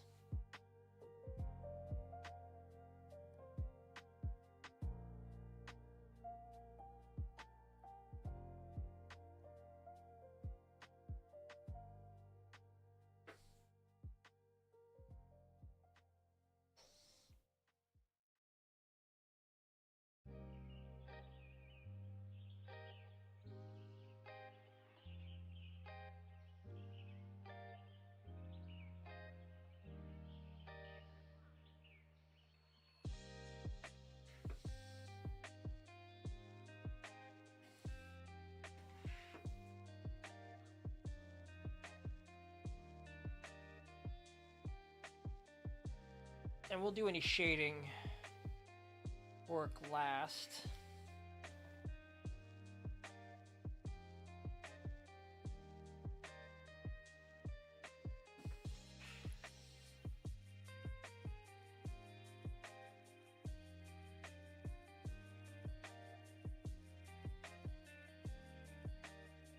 Let's get the lines and the contour of the whole piece together.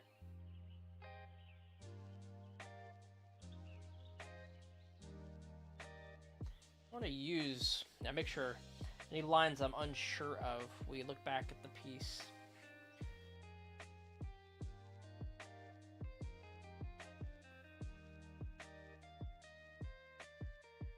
And see if I can't see the intention.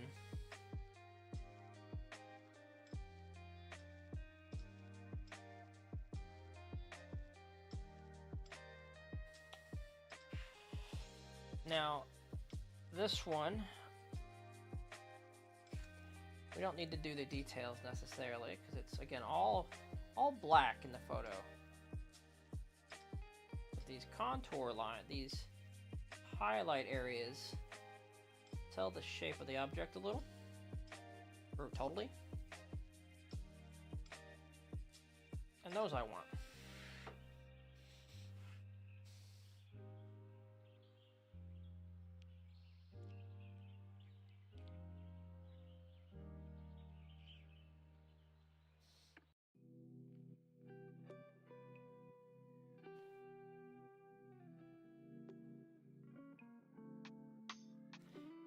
Rough enough. All right, let's get these.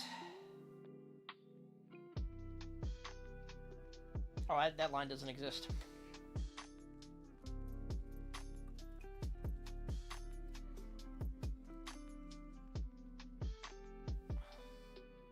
That's an old line. We're gonna have to hide that, you know, in the shadows, if you will. That's a fun line. That does exist. All right. Bum bum bum bum bum bum bum. That's a really good looking hand. Well, thank you. I appreciate it. I had some good reference material. Hands are hard. I don't know if anybody's ever said that in art. I think I might be the first.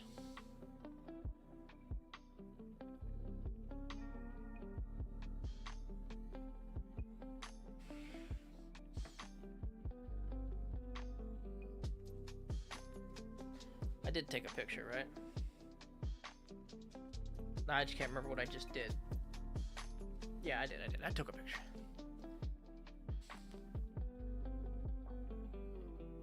But, you know, I really have been enjoying the inking process. Maybe not just like the, oh my gosh, I'm inking. That's part of art. It's the cleaning up of the piece. Like, sketching is sketching. And then taking that sketch and doing something with it has been nice.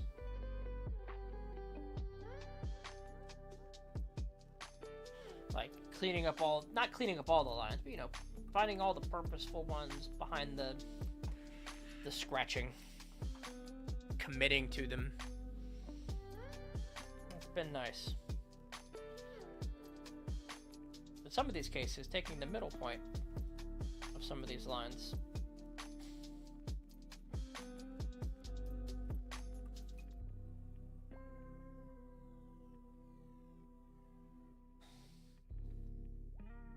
this line it's kind of intentional. It needs to be intentional.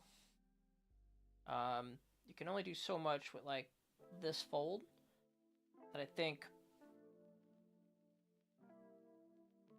right there, and then that are very important. Now this is thick at the top here because this is a pocket, and I'm seeing a better shape of the pocket as I put it down, and that's nice feeling. Oh, I stopped that line too soon. Now the other side, we take that same pocket math right here, make that the line. We get a little bit of shadow here in the thickness down here. But this pocket's got to extend out, and it's a little tall. So, you know, live, let's shrink it. Yeah, I'm not that happy with it, but that happens. I remember some of the distinctness of these lines. It's helping me put like that left side together through all this scratching noise. Like the belt loop. I remember the belt loop. In fact, that belt loop, like the first one, it was not quite thick enough over here, and it's, you know, black with the pants. The other one over here has that lighter shade to it. We've got this sleeve, which I think needs more life, but that life doesn't happen at the first bit. Right, that comes up to here. It happens out here. Now this is a line. Hell of a line. Let's not quite draw that nub, because that's where I can do some of my correction. There we go. There we go. Now let's get that button in here. Let's get some of these, you know, details.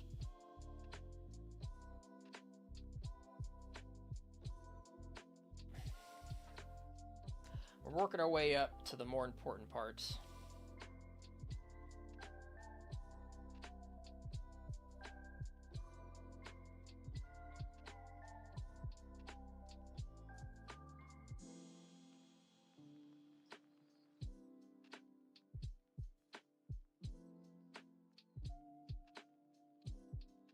You know, like the hand. But there are details on the uniform I want to get down.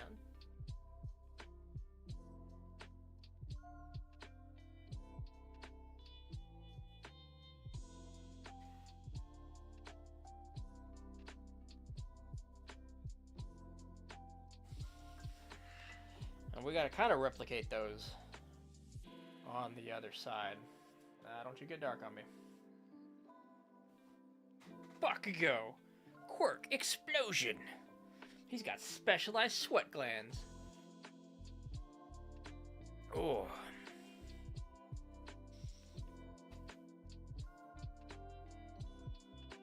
Alright. This line.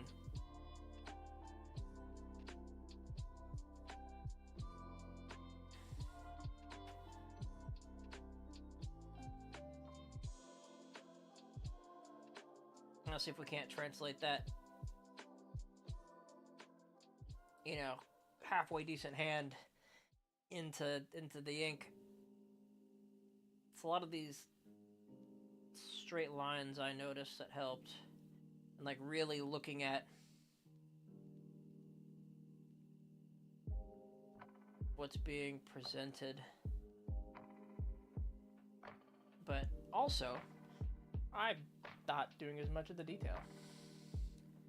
We got like some lines there that, you know, if I start working too hard on, we're gonna lose something.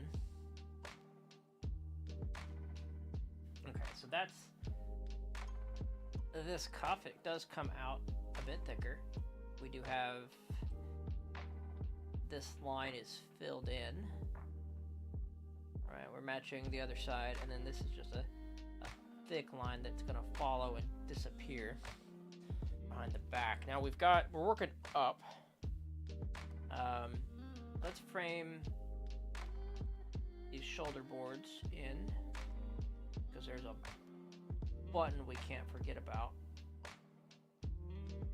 And that's a nice black. Other side, same thing.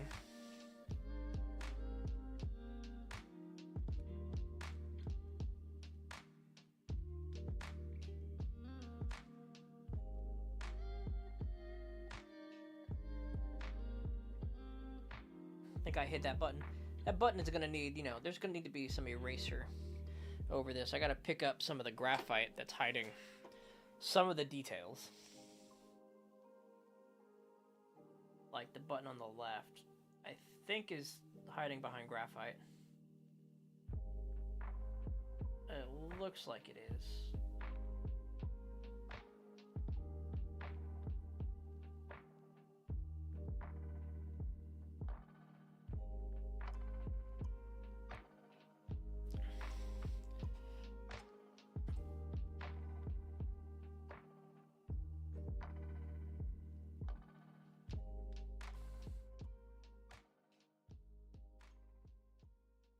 If I spend too long on any one of these lines, of course the ink bleeds out a bit. I think that's forcing me to be a little cleaner with my lines. But also, if I push down, I'm often pushing down too hard, or I don't know, it's worrisome. The whole thing's worrisome. Oh, sorry, didn't mean to smack the camera. Let's see. Where are we at? All right.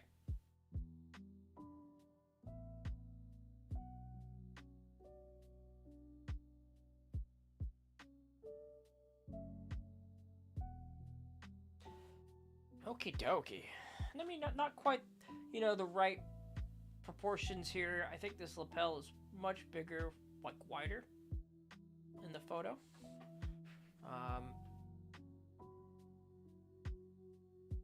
There's definitely some alterations here that have happened. There's also some nice lines I'd love to put in. Let's see if we can do them.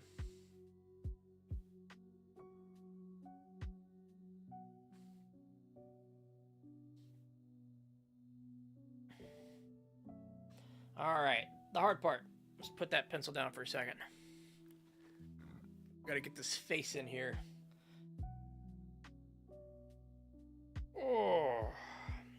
I think we have to commit to whatever the lines are, because I see the character. I don't want to make too many live changes on the face. And I think even the head kind of just gets to be what it is right now. I think we got pretty close. Good enough for me to throw it down. Let's kind of squeeze in here.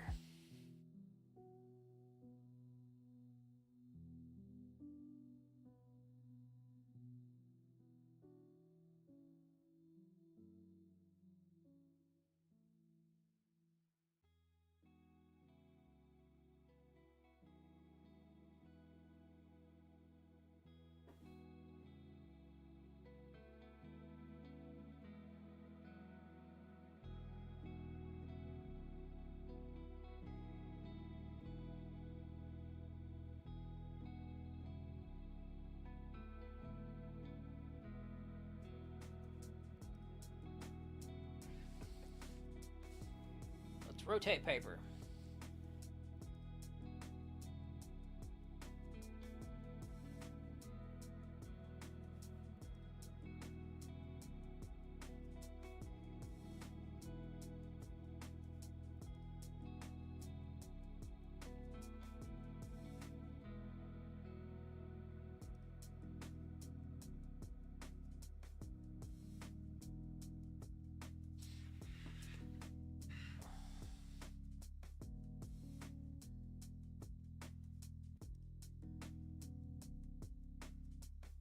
Whew.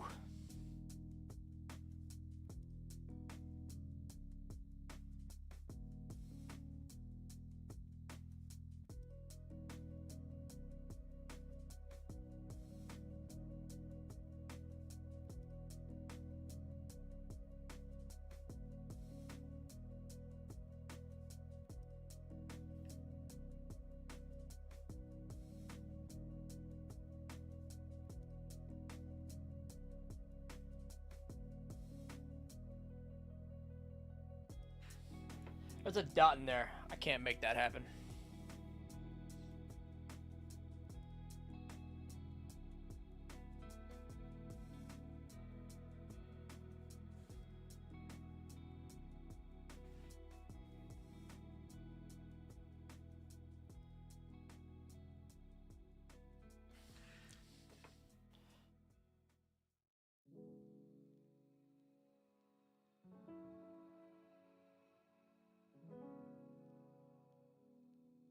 Alright, so each of these bits of hair, I need to intentionally put down.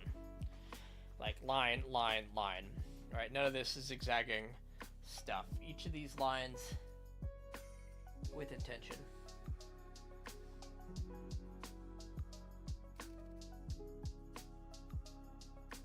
We can come back later and add, you know, secondary, tertiary bits to it.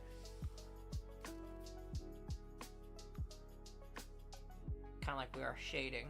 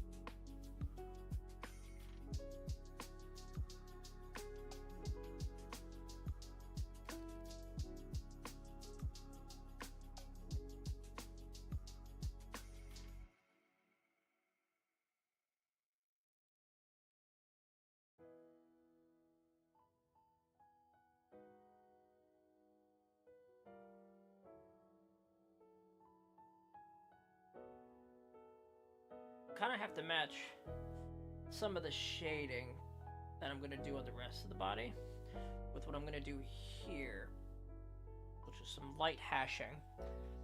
But we definitely need to give the right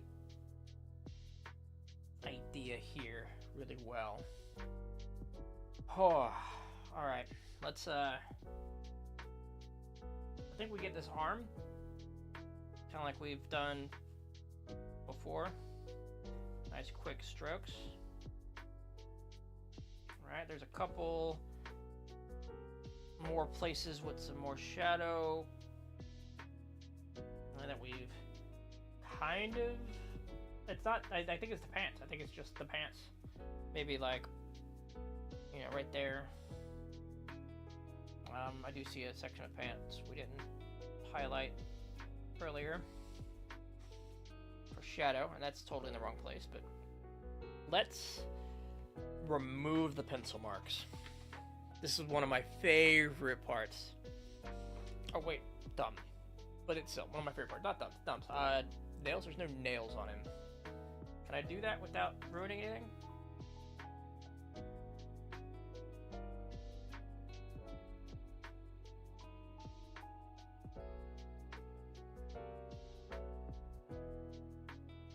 Barely. I can barely do that without ruining anything.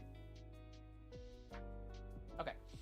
Now let's do the eraser. Let's knead this bad boy. Let's find a good clean spot. Not rip our page. Just take it around all the lines. Oh yes. Looks like I freehanded it. This was the whole design, the whole time. One pen stroke. Look at that. We're coming up.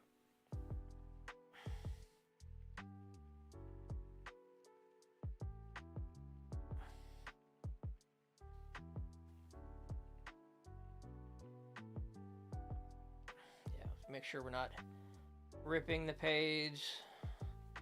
But I want to be firm with it.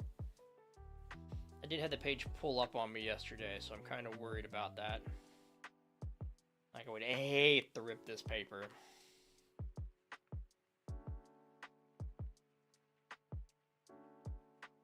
Yeah, probably not going to get up all the ink or all the graphite. But amounts of it. Hey, look, we missed a line. I'm going to decide on what kind of hashing we want to do for the pants.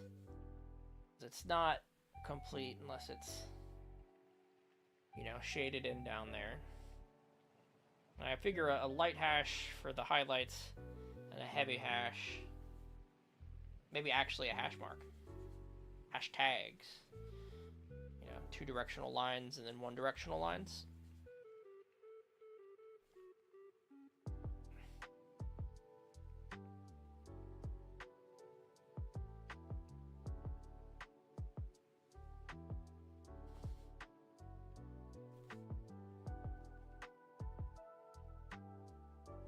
Alright. Once more.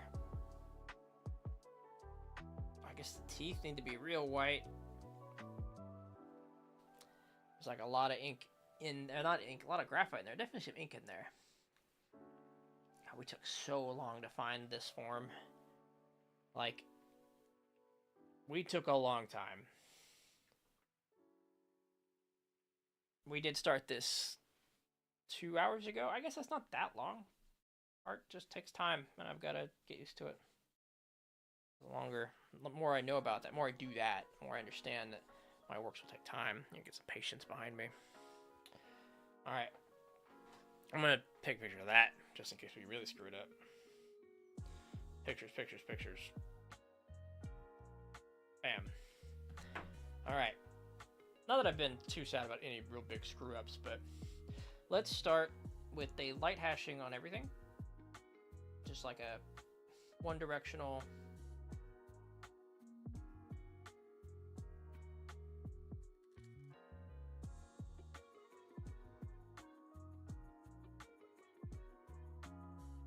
A lot of these straight lines will go kind of in a direction, kind of the same direction,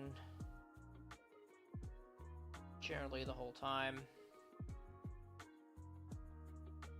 The idea, maybe I'll just cross the other way. And the dark sections.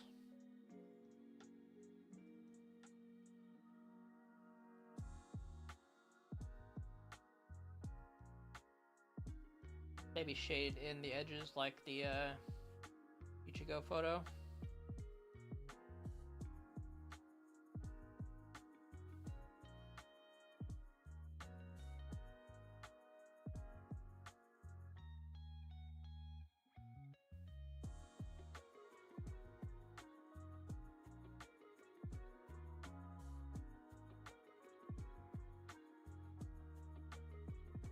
Okay. Now the opposite sections.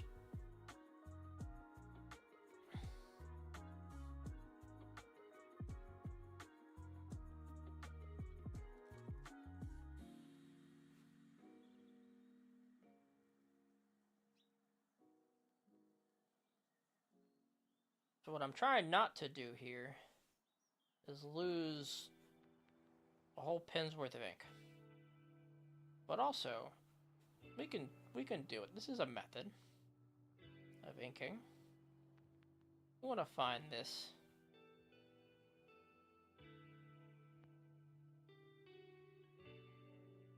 kind of hatch work there.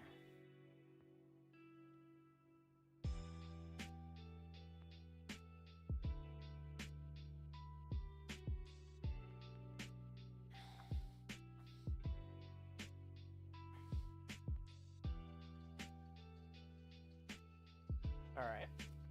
Now, let's add a thick line to the inside of the dark pieces. Like such.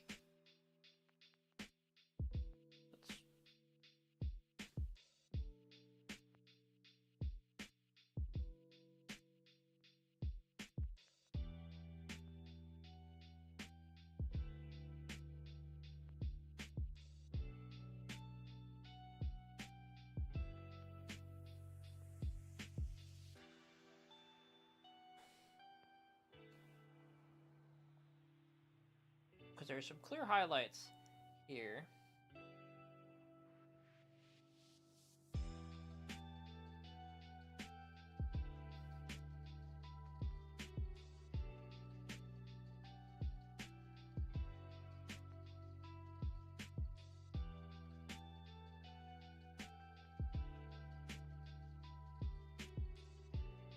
I want to make sure they're highlighted and not just like, I don't really want to have to squint to see it.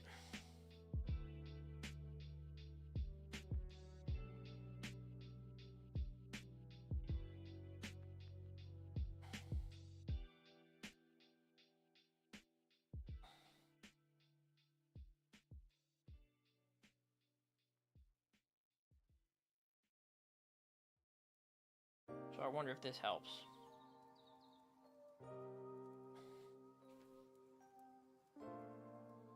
I mean, if it doesn't, I'll just color in the whole pan, right? I can always add more. The only potential mistakes here are the highlighting of the hashes where they are. Like that's, you know, they're marks that maybe we can't undo, but the whole thing's in pen, so gotta find some level of shading. There we go. I want to make it feel like it's coming inward.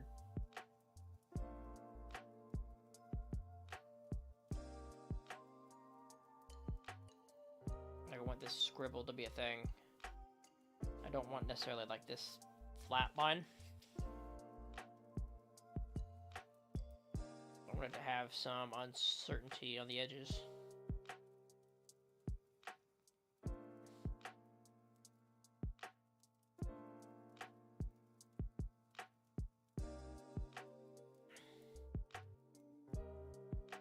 But like certainty in the highlighted spots, I guess.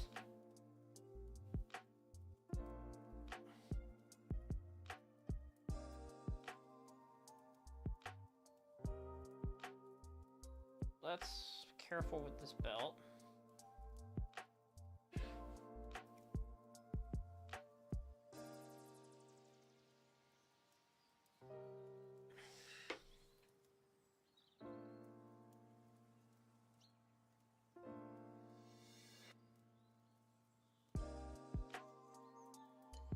Kind of travel up that line, but let's fill it all in. Yeah.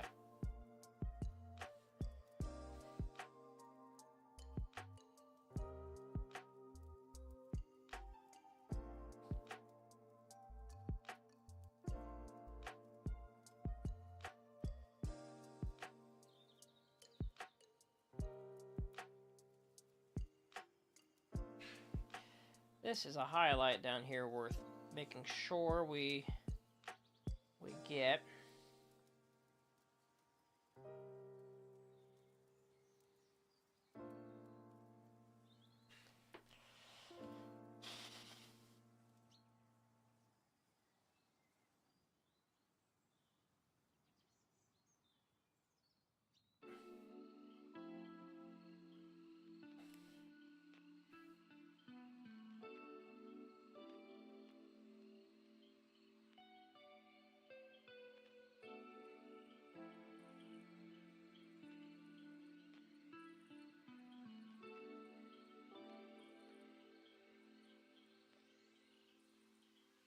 Maybe even the whole of the boot on both sides gets, you know, a heavier shading.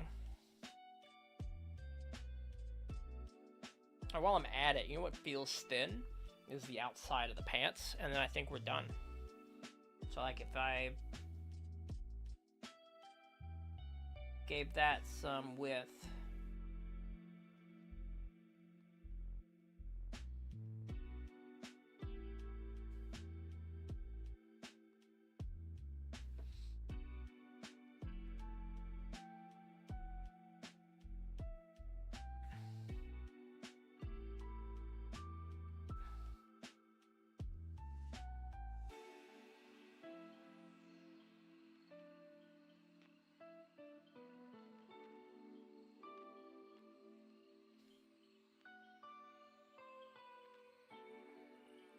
Make sure that we get the outside, the bottom of the pant leg.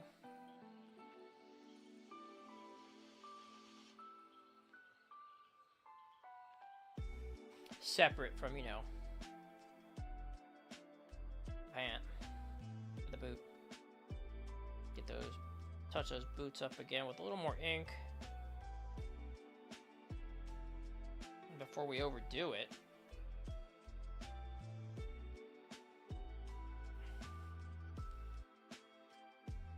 How do I feel about the hashing? Let me look at it from this angle.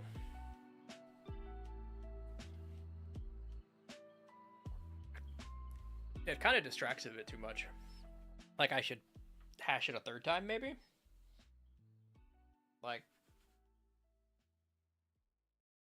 really fill it in. Hitting it from a third angle right now. We've got 3 sets of lines.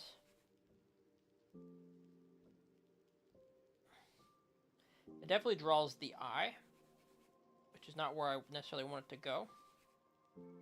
This is not the key part of the subject. And right now it's just to save ink.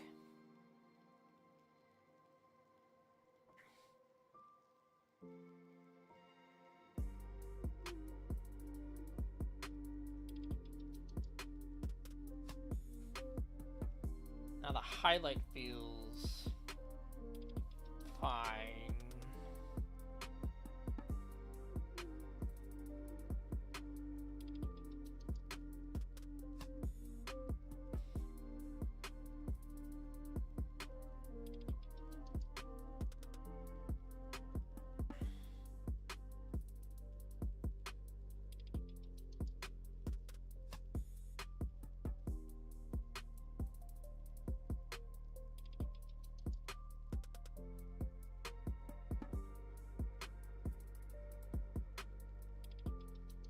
Okay, I want to stop there. We're at the point where we're maybe adding too many marks. Any one mark, you know, add some layers and overdoes it a bit. I know this is supposed to be lighter here because it's the lighter shade of the lighter shade of that part of the pants, but we're gonna fill that in a bit. Thicken that line. I think we're just putting down too many marks. All right, cool. Ta fucking da. Another day, another wild piece of fan art. Let's go. We need a good thumbnail for the day. We've been using these as thumbnails for the photo, and that's a lot of fun too. Let's drop this in. Let's drop this in the Discord.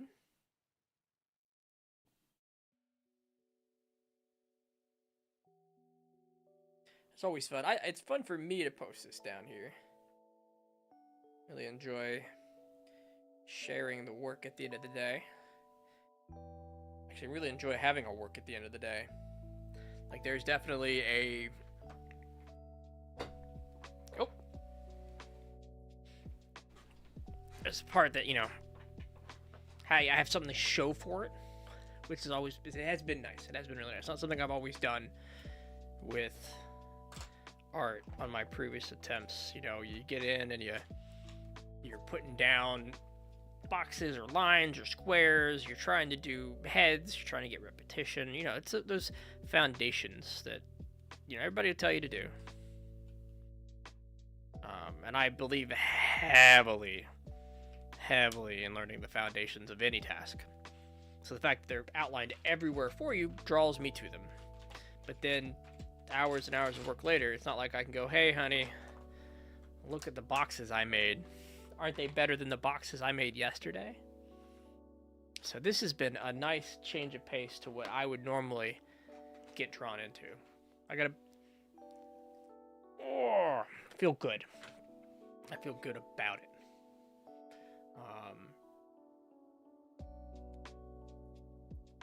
Yeah. I think that's the full sentence, full stop.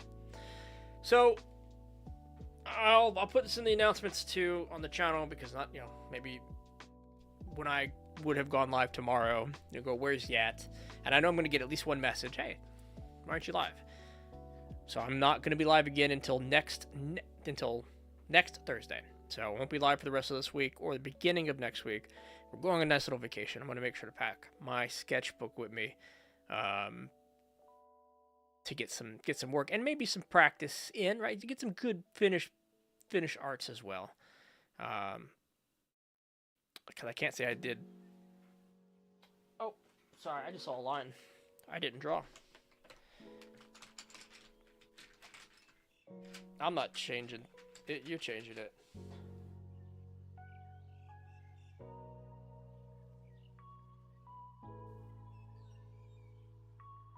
There's nothing in the hand. Hand was better when I sketched it. This pen is too thick. I saw some micro tips that were the 0.3 that was mentioned yesterday, and it even had like 0.0 something. So we're gonna look at maybe some smaller ink pens if we're gonna continue down this route, because especially when we got to the hand, I needed a pen that wasn't gonna bleed all over the place when I put it down. So we didn't quite get that here, and that's fine. We're not gonna get it everywhere. We're gonna have some problems with our pen, with our work. Anyway, next time we'll do better. Next time we'll improve. But yeah, we're gonna be on vacation next week. We'll be back on Thursday. This is it. This is the schedule. It's, you know, kick it off about 11, do about 2 hours of practice, start throwing down a piece, get to a good stopping point. I think we're gonna pull down. It's not gonna be an 11 to 5 stream for me. Probably more of an 11 to 4-ish. I think that's a nicer pace. A nicer pace for a stream where I'm not here to be a big streamer. We're not here to put down. We're not here to grind out the streamer hours. We're here to draw. And this is going to leave me some time to do some classes. This is going to leave me some time to play some video games. I'm retired. What am I doing? All right. Thank you so much for hanging out, guys. Let's hit this combo button for the combo screen. It used to be a combo. It used to be a game over here, and it was like my face plus a game. But really, it's just kind of a good framing. Thank you so much for hanging out. See you next week. Go draw some fucking awesome stuff. I don't know. Or don't. I'm not your boss.